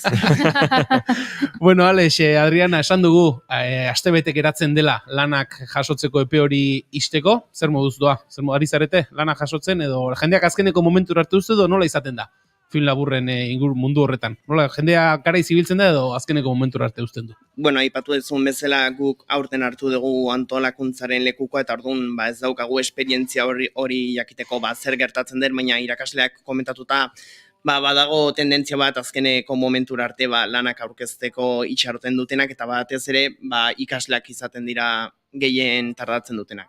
Hori da, ez da ikasleak Adriana horretan beti berdin, ez da, azterketetarako azkeneko momentuan, eta filmak egiterakoan ere bai itxuraz. Bai, beti azkeneko momentuarako dana, presioaz egiten dana. Bueno, esan duzu, zuek aurten antolakuntza talde horretan sartu zaretela, esan dugu, hori ere bada berezitasun bat, ez da, UE Zinema jaialdiaren inguruan urtero, badago, nolabait ere irakasle batzuk eta hor, talde gonkor moduko bat, baina antolakuntzan ikasle berrien parte hartzea urtero aldatzen da, zer ematen dio horrek jaialdiari? Aber da, lehenengotan apur bat saia hartzea lekukoa, karo, apur bat galduta, baina gero, ez dakit, da desberdina, eta azkenean desberdintasun bat ematen dio zinemari, nik usteet. Bada zerbait berezi azkenean badaukagu koordinatzaile bat dela gure irakaslea Iban del Campo zinemaren zuzendaria dena, eta bueno, guk azkenean freskotasun hori ideia berriak azkenean antolakuntza beti balin bada berdina, prototipo berak aterako lirateke, eta gure kasuan gera 25 ikaskide ideia berriekin gatozenak, helburu berriekin, eta hori da nire ustez aportatu dezakeguna. Askotan esaten da ez, ideia berriak txertatzen direnean leku batean, akaso lehenengo urtetik edo lehenengo saiakeran ez direla nahi bezain ondo ateratzen eta behar dutela adaptazio fase bat, pentsatzen dut urtero ikasle talde berri bat sartzen denean, proposamen berriak egongo direla, eta akaso erronketako bat izango dela hori, ez? Proposamen horiek alik eta modurik eraginkorrenean lehenengo urte horretatik implementatu alizatea. Bai, azkenean ez dakit, egonkortasun bat badago da ideia berriak euki behar dira. Azkenean ezin duzu urtero festival berdina egin. Aldaketak gomardia eta gure kasun masterclassek eta urtero aldatzen doaz eta ideia berriekin gatoz beti. Aurreko urtean, jakin da aurten zuet tokatuko zizula, zehar begiratuan edo aritzen zarete, aurreko urteko nola egiten duten, edo zer egiten duten, edo hori aurreko urtetik hasten zarete begiratzen edo aurten gorako utzi duzu edena. Aurten nabaritu dugun gabezietako bat izan da, berako kurtsoek ez degula UE Zinemaren berri asko izaten, eta bereziki aurtengo programazioa bideratu nahi izan dugu pixka bat, Mondragon Unibertsitateko lehenengo, bigarren eta hirugarren mailako ikaskidek UE Zinemaren berri izan dezaten, eta beraiek laugarren mailara iristean esperientzia hori bizi izan da egoteko. Beraz horri izan da zuek sartu duzuen berrikuntzetako bat. Eta datozen ikasle gazte horiek, ze muzko harrera egin diote zuen proposamenari? Momentuz badago feedback oso ona. Hori bai, gero egun horietan ikusiko da, benetan, baina momentuz badaukagu ikasleen feedback ona. Nola baitere, produkzio, programazio eta komunikazio sailetan uste dut banatzen zaretela nola egiten duzue, banaketa hori nor joango den talde bakoitzera? Bakoitzak bere nahi du nahiten do. Azkenean, jenteak nahi badu komunikazioa bideratu, doia, eta azkenean egiten dugu bakoitzak bere gustoetatik bideratuta. Da gero hori badago talderen baten gabeziaren bat edo jente falta, egiten dugu aldaketa horiek. Baina normalean bakoitzak bere bidea hartzen du. Zuzeu, Adriana, produkzio taldean zaude? Nolakoa da? Horreko festival baten produkzio taldean lan egitea? Apur bat, zailtxuaz, azkenean gure erronka da finantziazioa bilatzea, da jende askokoa ez du erantzuten edo ez du laguntza hori ematen. Komunikadioen aldetik eduki dugu feedback ona eta laguntza eman digute, baina finantziazio hori begira oso gutxi izan dugu, egia esan. Ate asko jo behar. Bai, larrei. Zuzeu, Alex, programazio taldean zaude, zuen lana, jarduna nolakoa da? Bueno, gure lana batez ere da egitaragoa sortzea, egitaragoa antolatzea, epaimaila lotzea baita ere, gero film guztiak ikusi behar ditugu finalistak zeintzuk diren aukeratzeko, gero epaimai ofizial batek erabakitzen du norri eman saria, baina guk film guztiak ikusi behar ditugu kalitate berme bat izateko, eta batez ere gure lana da egitaragoa antolatzea, jendearekin kontaktatzea, eta aurten pixka bat masterclassak, hitzaldiak eta horretan ari gera. Pixka bat, esan dugu urtarrilean izango dela, aurreratu liteken arte, zer daukazue prestatuta? Oraintxe esan bezala, baditugu zenbait masterclass, etorriko dira oraindik ezin dugu izenik esan, baina momentuko euskal zinema panoramako izen garrantzitsuenetako bat UE Zineman izango dugu, masterclass bat eskaintzen, baita ere kontzertuak izango ditugu, DJ-ak, hitzaldiak, sari banaketa noski, eta pixka bat horretan ibiliko gara. Ez dakit, zuek aurten antolakuntzan zaudete, aurreko urteetan zinegile bezala edo zuetako norbaitek parte hartu izan duzu ue zineman? Ez guk ez dugu parte hartu ezin eman. Osea, aurten bai ingo dute gure mailakoak, 3. mailako kortoa aurkeztu, baina guk ez dugu parte hartu ezin eman. Esan genezake, Aleix, pixka bat programaziora edo bueltatuta, 3 sailetan manatzen dela, ez? Ue zinema alde batetik sail ofiziala dago, gero ikasleen saila dago, eta bideoklip saila ere bai izango diegu, norbaitek interesa baldin badu, ue zinemaren webunean sartuta hortxe daudela, oinarri guztiak eta zintzilikatuta. Sail ofiziala, ze ezaugarri edo azpimarratuko zenituke sail ofizialaren inguruan? Bueno, sail ofiziala azkenen finan izaten dira lan potenteenak, badu atzean lan handiagoan normalean, eta bueno, aurten badago talentua, badago euskal talentua, eta nik uste dut azken finean zinemaren proiektzio gunean, sail ofizialeko proiektzio gunean ikusiko dela kalitatea dagoela zineman, eta hori da. Esan genezake nolabait ere baliabide gehienekin edo egiten diren lanak aurkezten direla sail ofizialean? Izan daiteke, bigarren saila, ikasleen saila izaten da, eta normalean ikasketa prozesu batean egindako lanak izaten dira, eta baliabide gutxiagorekin egiten direla, sail ofizialean badaude profesionalak, eta alde nagusia hori izan litzateke bai. Gero ikasle sailean ere izango da, ez? Alde batetik baliabide gutxiago, ekonomiko, tekniko dena delakoa, baina esperientzia aldetik ere, akaso esperientzia gutxiago duen jendea, baina ziur ikasleen sailean ere sorpresa interesgarriak aurkitzen direla. Bai, zenbait ikusi ditugu, eta badaude sail ofizialarekin lehiatu izango zutenak, eta badago kalitatean noski.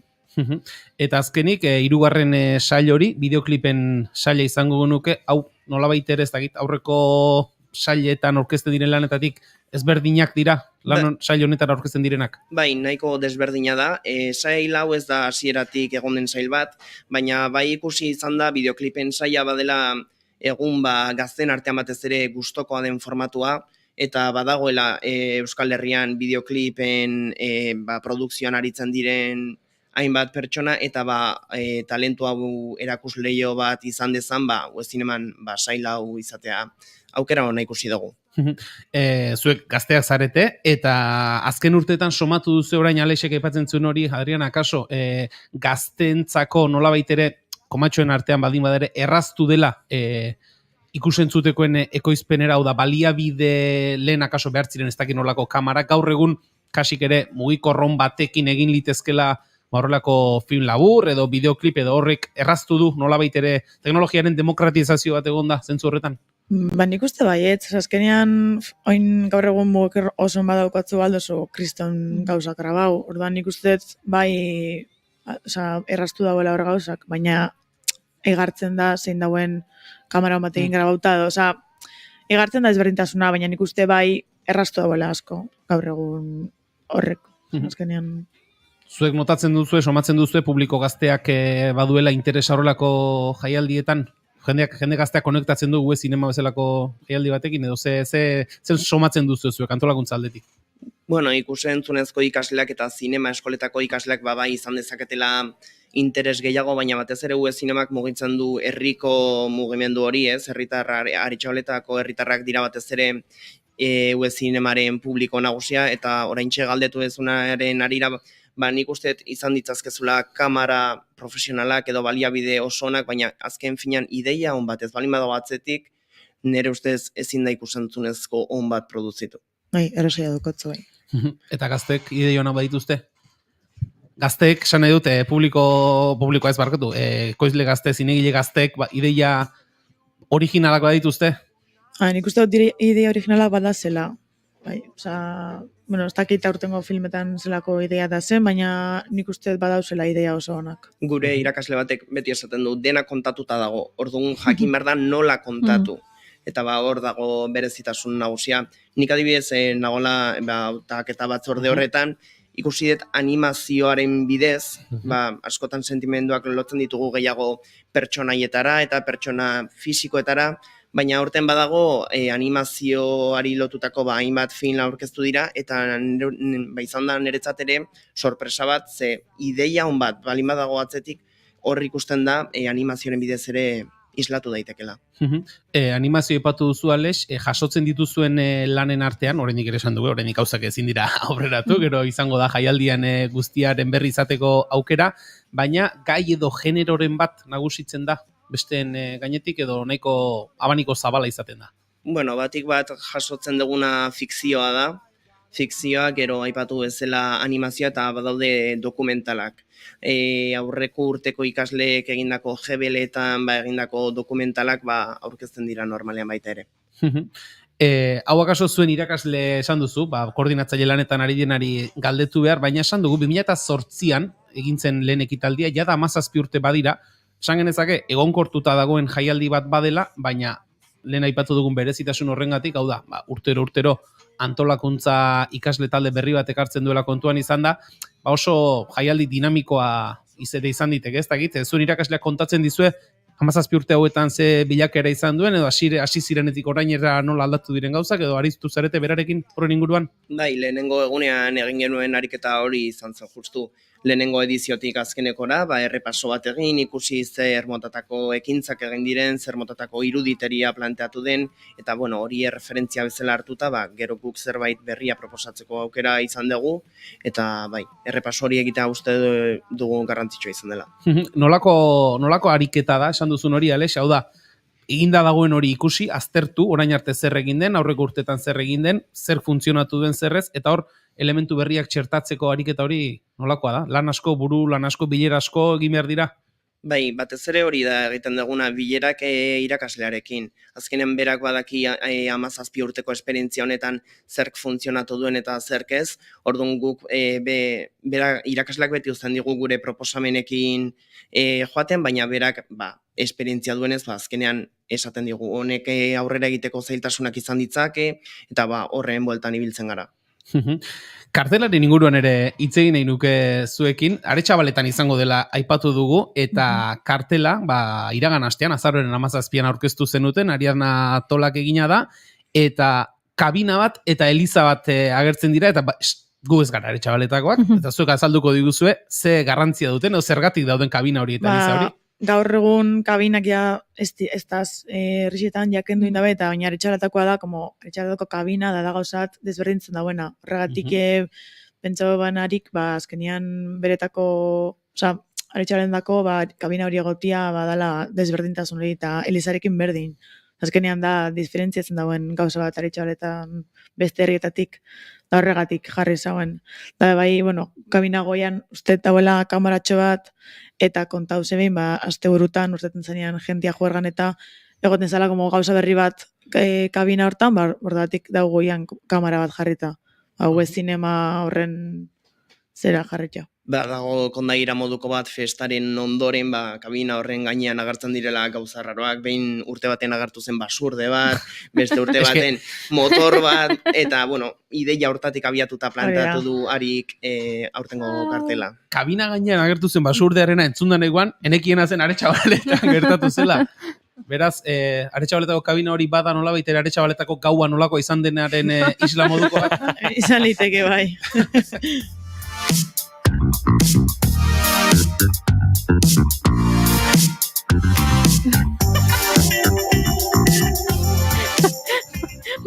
Basurdearen kabinak Wikipedia horria duela. Bai, eta zer dio? Zer behartzen du? Basurdearen kabina Aretxabaleteko telefono kabina baten gainean 2012 urtearen bukaeran agertu zen basurde hilari eta ondoren kabina beraren gainean edo horren ondoan ez ezagun batzuek jarritako zenbait objeturi erreferentzia egiten dion txantxa edo fenomeno mediatikoa da. Txantxaren bilakaera. 2012ko azaroaren 17an basurde hil bat, ustez ibilgailu batek harrapatuta, ustez, agertu zen Aretxabaletako kabina gainean. Azaroaren 25ean, frutasaski bat laranja limoi eta bananekin agertu zen kabinaren gainean. Urtarrilaren 6an, kabinatik ondoko zuaitzera lotutako soka batetik zenbait kulero, bularretako eta eslip jarri zituzten zintzilikaturik. Handik egun batzuetara motozikleta bat jarri zuten kabinaren gainean, garabi batez erretiratu behar izan zena, eta handik egun batzuetara beste motozikleta txiki bat agertu zen kabinaren gainean. Alex, Adriana, ze gertatzen dara txabaletan? Hor film labur badak. Hemen badago. Nigo? A ber, gauza esango dizuet, ez dakit goiurik ze zilegitasun duen honekin harritzeko baduenean basurde bat txikote izena duena eta txakur bat dela sentitzen duena. Pixkat aukora pilatzen ari gara. Aizu. Egia da, ez dakitzar da narrarogoa, kabinako edo zurea. Nik nire basurdea zet jartzen telefono kabinen gainean, Bueno, ikusteko legoke, baina Julen, zure galderari erantzun da, bai, pixkat, kolega donde está mi kotxeren moduko zerbait izango litzateke, ez? Goiur izan naiteke protagonista, non dago txikote? Ai, aizu, txikote utzi pakean, lasai asko da, eta gorkak idatzi dugu txatean kamera mugitu dugula. Eta orain ikusten dugu Adriana, baina ez dugu ikusten, Alex. Egia da. Ikusten dezue, kamera ona eduki, baina ideia honik ez balin badago, eta hemen ikusentzunezko duinik egiterik. Jazte, eman dio, lok. Kamera hauek oso modernoak dira, ia eta hola, eta ez egizargati mugitu den Adrianaren bila. Norbaitek egin du horren inguruan zerbait? Ez, aurkeztu diren ikusentzunezkoak bat bera ere ez da horren inguruan, baina bai pentsatu dugu, azkeneko egunean aurreratuko dut esklusioa moduko bat. Izango dugu aurkezle berezi bezala Kepa Errasti, aurkezlea. Eta planteatu dugu pixka bat sari banaketa eta bai sari ofizialaren proiektzioa, ideia horren baitan bideratzea. Vale, hortxe aurrerapena eginda dago. Bukatzeko, Alex, Ariana esan dugu, Adriana, astebete geratzen dela lanak aurkezteko, oraindik esan dugu, ideia ona izan ezkero badagoela denbora film aurre egiteko, deialdi bat egintzazue, lanak?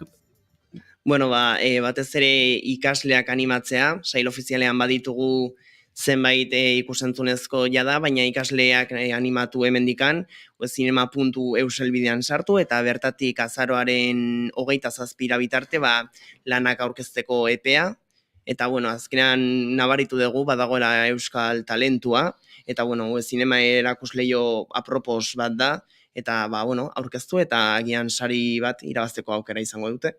Adriana, zerbait gehiago enosteko? Nik uste dut horrekin nahikoa daukagula.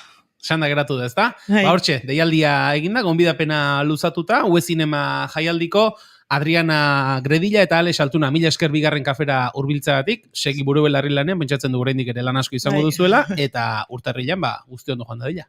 Eskerrik asko. Izan ondo agur.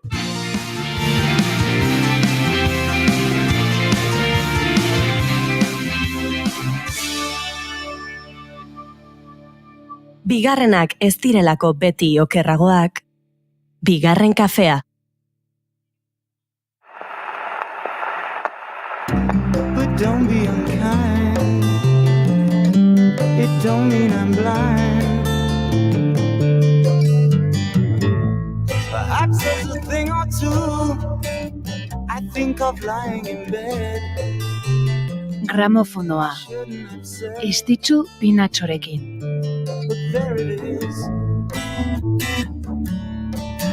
Keith Emerson ekarri nahi izan dugu gaur gramofonora. 1954ko azaroaren 2an jaio zen Erresuma Batuan, eta Emerson Lake and Palmer taldeko teklatu eta abeslari gisa egindako lanagatik da ezaguna. 77an egintzun debuta The Nice taldearekin, eta 70an Emerson Lake and Palmer supertaldea sortu zuen. Rock sinfonikoaren erakusle nagusiak izan zirenak. Taldea 78an banandu zen, 82an bueltatu, azkenik 88an berriro ere desegiteko. Mino joan etorriak gora bera Emersonek taldearekin ondare musikal ikaragarria utzi zuen. Tragikoki, bere eskuko nerbio bateko gaitz baten ondorioz depresio sakonean sartu zen, bibeatz ezin mugitzea eragintziona, eta nonbait ezin izan zion egoerari aurre egin, eta bere buruaz bertze egintzun 2016ko martxoaren 10ean buruan tiro bat emanda Keith Emersonek. From the beginning.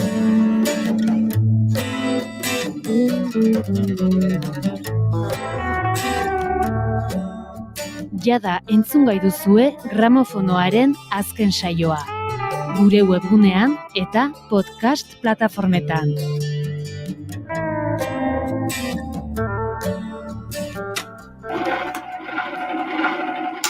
Lagunok, ezin dugu saioarekin jarraitu. Azken orduko albiste bat daukagu. españoles.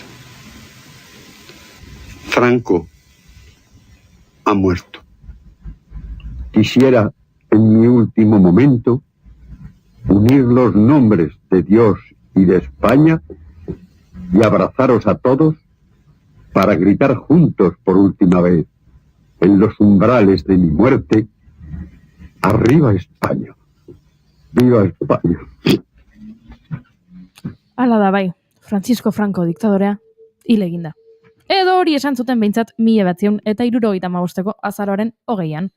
Albiste tristea familiarentzat, pozgarria milaka eta milaka zapaldu, erail edo desagerrarazitako familiakoentzat, eta oro har euskaldunontzat. Ordutik milaka teoria egon dira Francoren heriotzaren inguruan. Askok esaten dute azaroaren 19an hiltzena, baina ordu batzuz luzatu zutela agonia Francoren heriotzak Primo de Riveraren heriotzarekin bat egin zezan. Horrela, azaroaren 20a ikur faxista batean bihurtuz. Haze horea, egun gaixoa. Baina beste askoak uste dute, ordurako egunak edo asteak zerramatzala hilda. Baina zergatik mantendu isilpean Atxon Zarraren heriotza? Koldo Izagirrek 2016an publikatutako liburu batean hala dio. Baina Frankok luze bizi behar zuen, jainkoak ala nahita. Ikasle nagiak labezo morro bat ikusi du gimnasiako patioan. Baina Frankok estatua erraldoi bat zeukan Ferrolen. Anita Alberdi ez da azaldu zinemarako itzordura. Eta egun haietan guztietan hil zuten Franco. Luze bizi behar zuen Frankok, bai, jainkoak ala nahita Koldo Izagirrek dion bezala. Eta medikoak saiatu ziren, ez pentsa. Parkinsona, esteetako gaitzak, masaietako zauriak. Ordurako gaizki zegoen Franco, eta azkenean 1975ko azaroaren 3an koman sartu zen.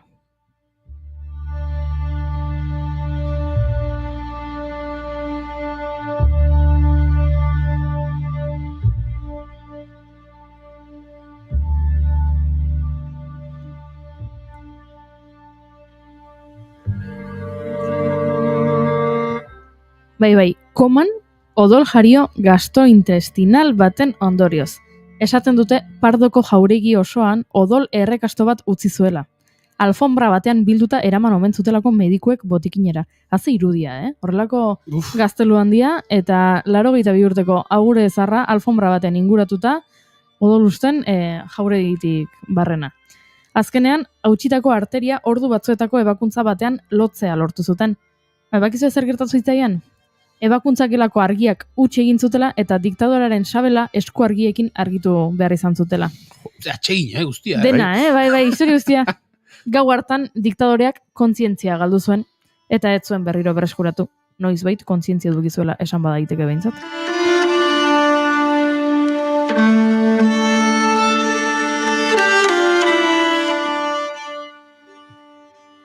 Baina teoria, nola hartu zuten euskaldunek albistea? Azken finean esperotako zerbait zen. Ahotsa.eus ekimenari esker, badakigu Euskal Herriko hainbat txokotan zer gertatu zen berria jakitean, ze Julen Inigozuek artean jaio gabe egongo zinaten. Ez ginen ez da, esaten den bezala, ni anteproiektu de lei. Bale, oso ondo. Orduan entzungo dugu ea Bergarako Arantzazun Arbaiza Erdabide eta Blankan Arbaiza Erdabide Aizpek nola bizi izan zuten egunura. Digo, detenez, etxian, zein genden, ez da? Orduan Radio Paris eta horrek entzuten ginu zen alzanian mintzat. Eta gogoratzen ez, zain, aber noiz. Eta goiz batian, hilzan egun horretan, ama jaikizan eta radizioek inizeban, eta entzun zeban el cadáver. Asistan, etxian, el cadáver. Hilda.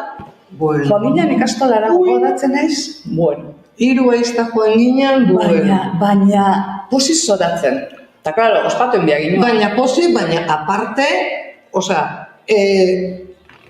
guapa jantzitsa, jata markila uta, baina, moda batera kontu makila bezala. Ikastolara heldu, eta, klaro, umeik ez. Guapa, dotore jantzita eskolara, poza sentitu zutelako Franco hiltzenean, baina bakizu herriko dendarientzako oso albiste ona izan zela. Bueno, guentera ginean, hori goizaldera izan da. Gure ama, gure etxian bizi izan dako, ez da gure ama.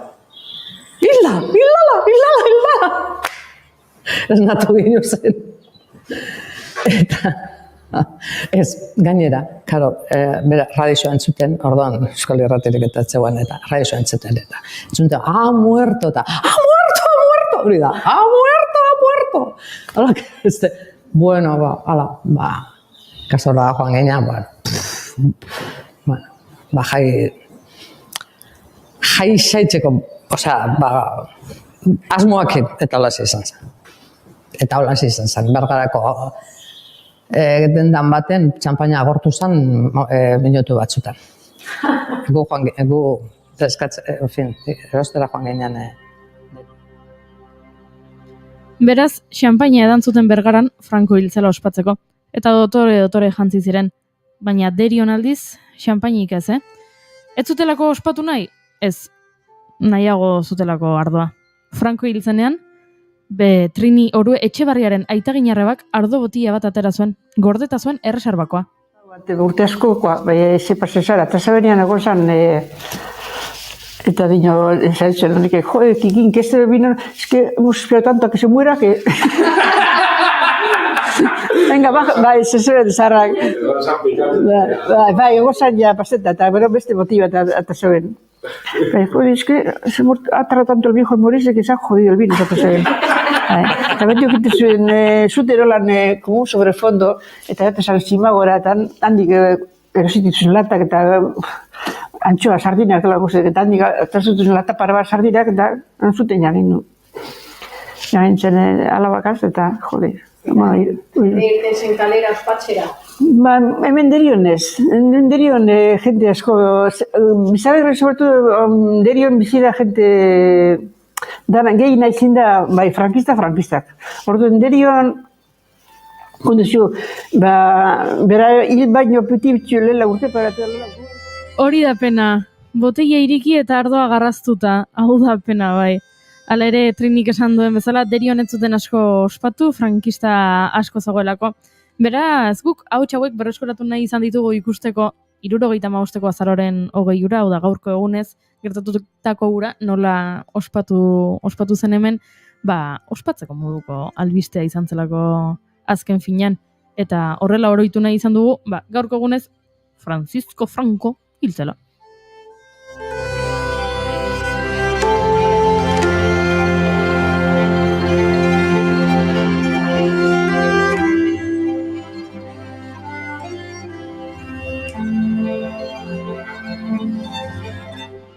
Goizeko 11:28 minutu, gaurko egunez hiltzen Francisco Franco, baina, tira, gaur, berri txarxamarrak, Francoren heriotzaren inguruko osnarketak, emozioen inguruko terapia, gauz asko izan ditugu, baina oraindik ere txiri buelta falta zaio, bigarren kafe honi.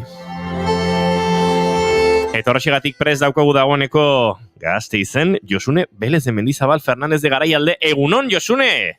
Egunon, danoi, ondo entzuten zait?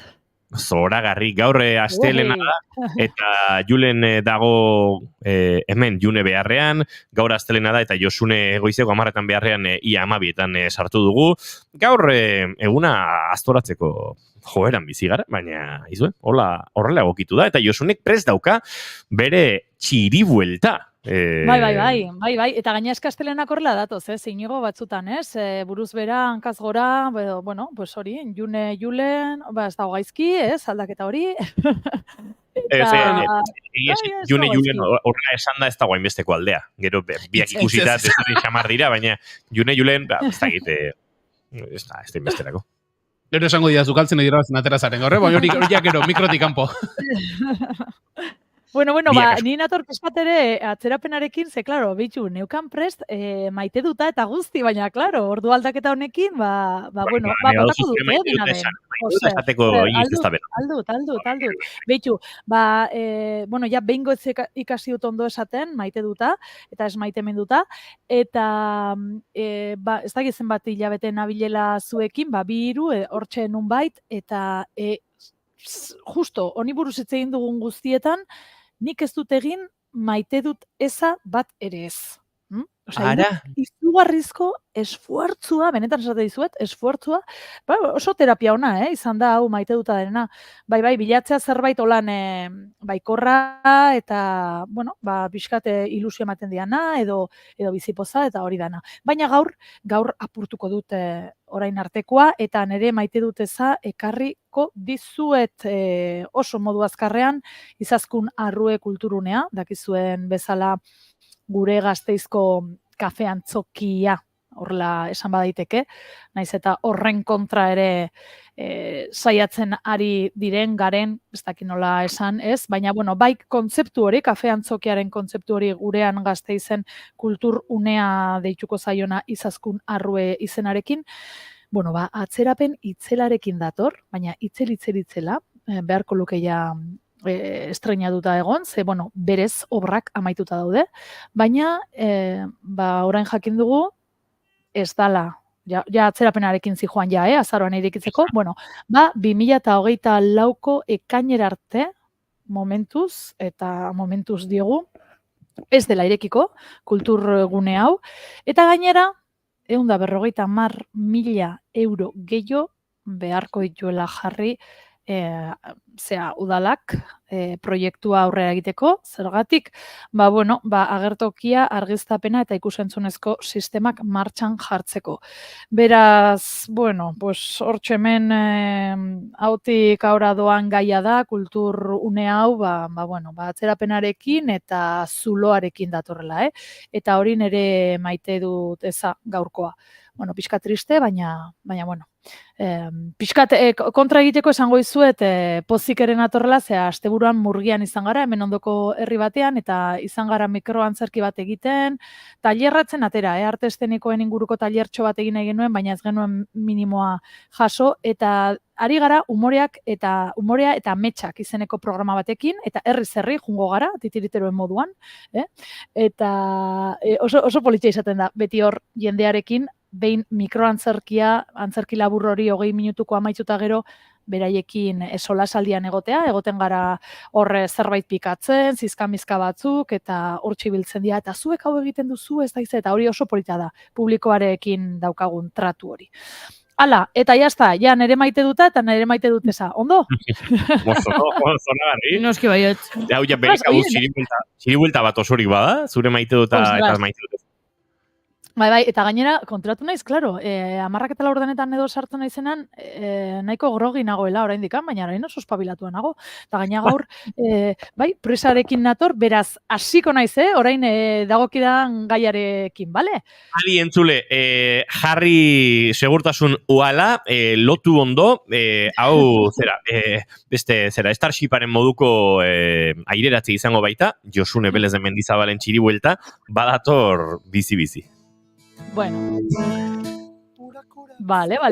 Nik proposatu nizuen jantzteko, hau partikularki holan, zuei e-mailean en plan de, jantzi zapatila erosoak, bagoazela ibiltzera, eta nora jungo gara, eta pentsatu dezakezue. Badator Josune bere Green Capital honekin, ez? Ez hori baino haratago doa, baina egia da proposamen batekin atorrela, astebururako, edo, akaso, astegunetan ere egiteko ibilbide polit bat, erroten arteko ibilbide bat. Jakizue, Gasteizen 500 eta, Araban 553 errota daudela, Eta, bai, asko, ez da? Bai, nire hartuta. Bai, eta hoietatik, 553 hoietatik, 53 Gasteizko udalerrian.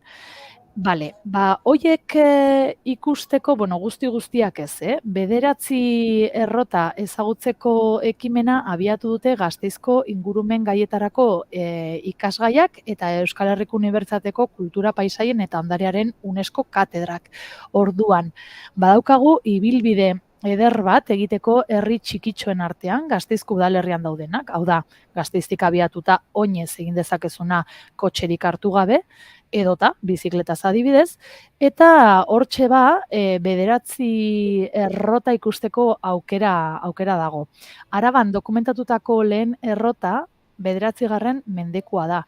Eta, bueno, errota hauetan zer, gari aleak ehotzen ziren, irina egiteko, eta gero artoa ere bai egiteko, ez da. Ibilbide hau zirkularra da, eta ni ari naiz hemen txango proposamen bat egiten, naturarekin bat egiten duena, baita kulturarekin ere bai, baina, karo, ez dizuet esan zein den gaurko txiri buelta. Ni nator proposamen honekin, eta zer ikusirik dauka. Txango honek Deportibo Alavesarekin.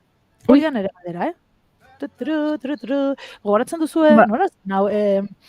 Jolin, ez zaidaterako, ez zelako astelena neria. Ez zaidaterako, bueno, bai, Linares, egiten zuenean zazpi pausutan pertsona bat bestearekin erlazionatzea, bueno, hau zazpi... Gauzat esan baixet, hau azita azidabil. Nik bene buruan nuken 3 zirela. Goiorik duela gutxi 5 aipatu zuen. 6 izan dira beti. Bai, 6. Nik 6. 6 degrees of separation izan dut teoriak. Zazpirekin joan eta etorri egin ezakezu. Inigo, kontuan eduki behar duzu mundu guztia ez dela zu bezain... Xelebrea. Xelebrea. Eskeria, baina beldurra ematen zidan, zein izango zen aukeratuko zenuen hitza. Extroverted. Bueno, ez da guain meizki. Baina txiribuelta argitu, badakizu nik atzo ikusi nuela Deportibo Alaveseko autobusa xuaixka batzuen artean bide zidor batean Bizkaian galduta? Bai. Handikan zukaten partida, nago ni oso jantzita horretan. Ez dakit, baina autobusa zegoen, baina oso leku etzen batere aproposa eta pentsatu nena, hemen galduta da bilau. Baina zein da zure txiribuelta, zergatik Deportibo Bueno, Alaves? nire txiribuelta da, klaro, esaten zuen, bueno, a ber, Josune. Ez dakit nondik lotu.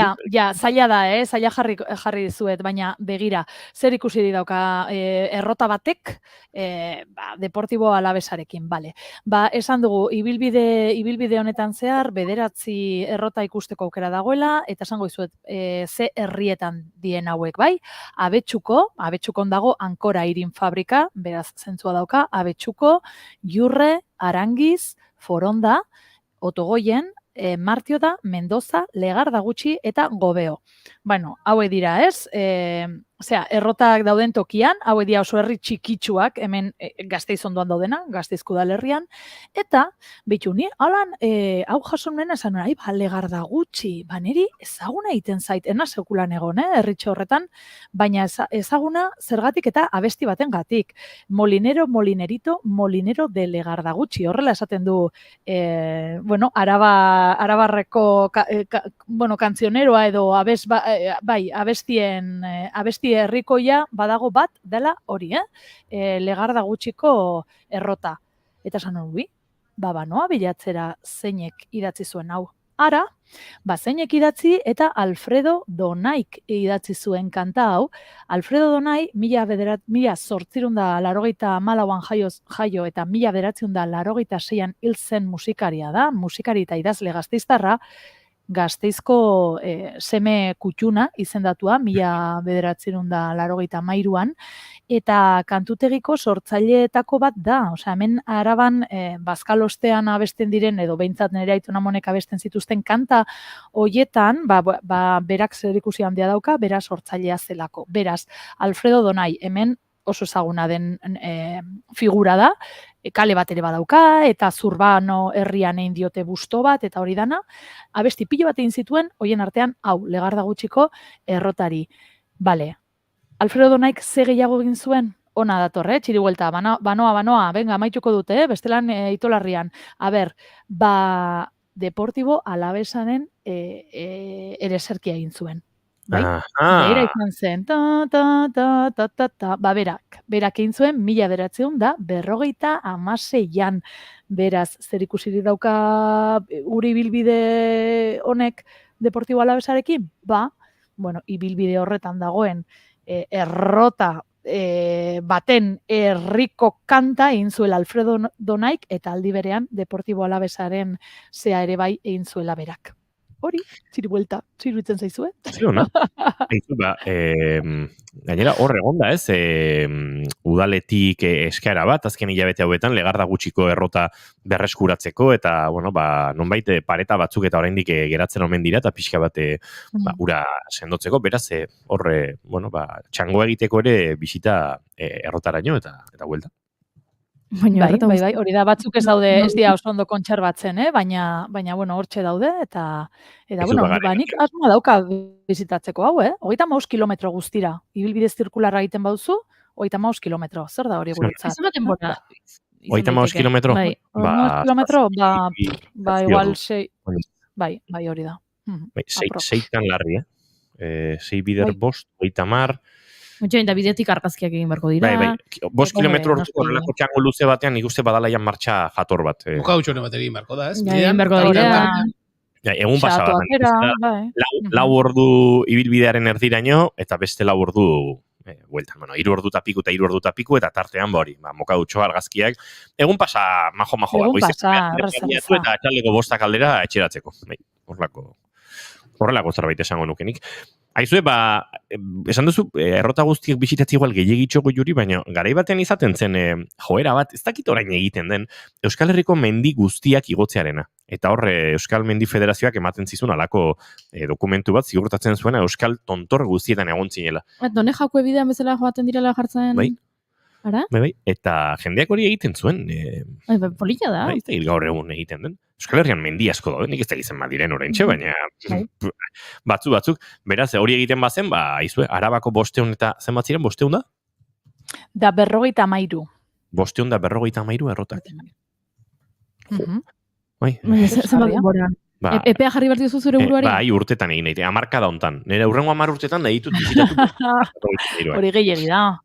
Horre, ez dago erroten erronkarik ez dago hor, hamarkada baten, zea inigori zer da zuetzat, venga, hombre. Bueno, erronka izango da... 50 dira urteko, Erronka izango da, hamarkada horretan ez aztea zure buruari erronka hori jarri zeniola. Uste nuen nun egon zaren, apuntatu egiten da. Duela urte egindako erronka edo promesa hau... Barkaiazu, zenbat aste ditu urteak? 52. Bueno, astero errota bat eginda, 10 urtetan oraindik 30 errota faltako litzezkizuke. Hortxe datu. Bio, du zabiltzate zuek matematiketan, Nean azkarraz naz? Noetarako? Bueno. A ber, 30 esan ditut, 33, 42, 25, hor nun bait, baina bai. Astero joan da errota bat egitera, urtean 52 egingo genituzke, eta horrek esan ditu, 10 urtean 520 egiten dituzula. Beraz, hamarkada bat, ez da inepe arraroa, astero hartu behar duzu tarte bat erroten bizita egiteko, Igual bizitza osorako erronka da Josune, eta ez horrela... Bai. Igual iten dugu bizikletaz, harinago bizikletaz igual, ez? Akaso? Arien, bai. Josune Belez de Mendizabal, eskerrik asko, gaur ere gurekin txiribuelta egiteagatik, guk aurrera egingo dugu, baina datorren aste azkenean berriro gurean izango zaitu. Bai, alan espero. Eskerrik asko, irukote. Venga, ze azkenen arte. Adio.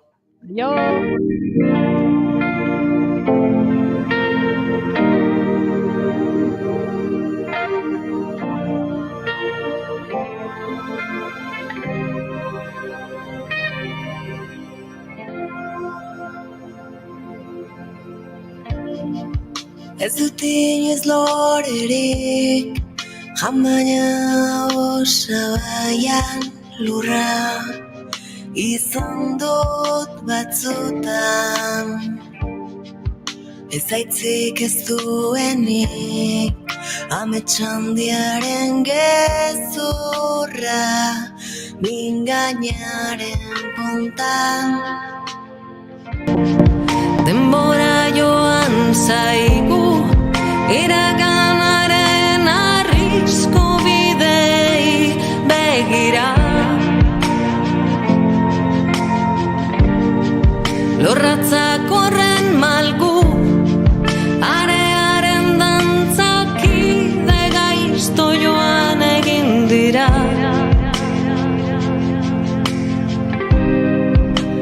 Areak harria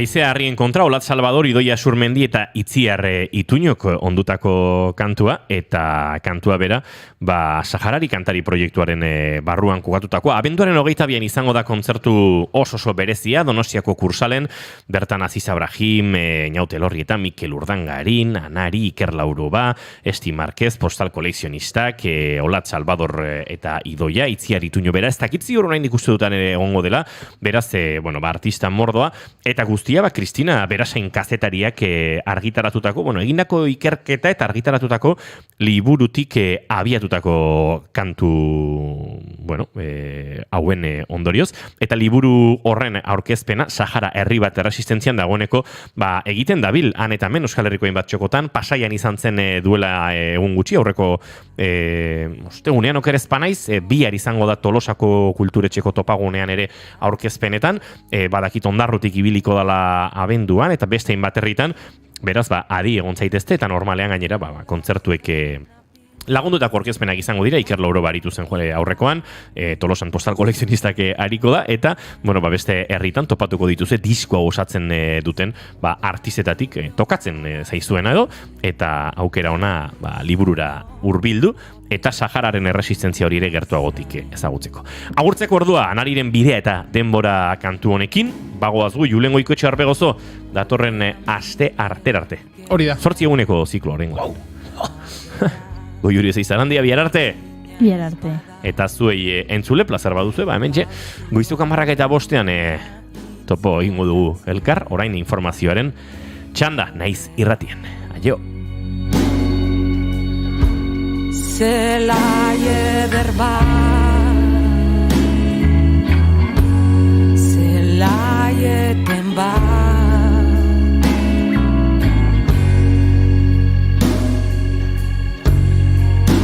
bueltarik ez eta aurrera ez dut nahi dudana.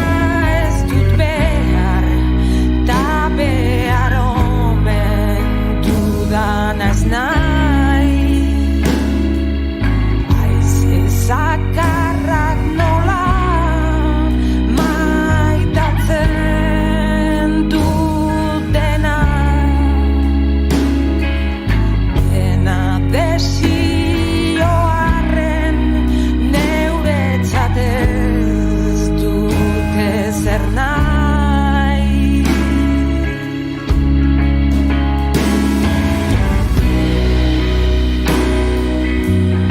Eta ez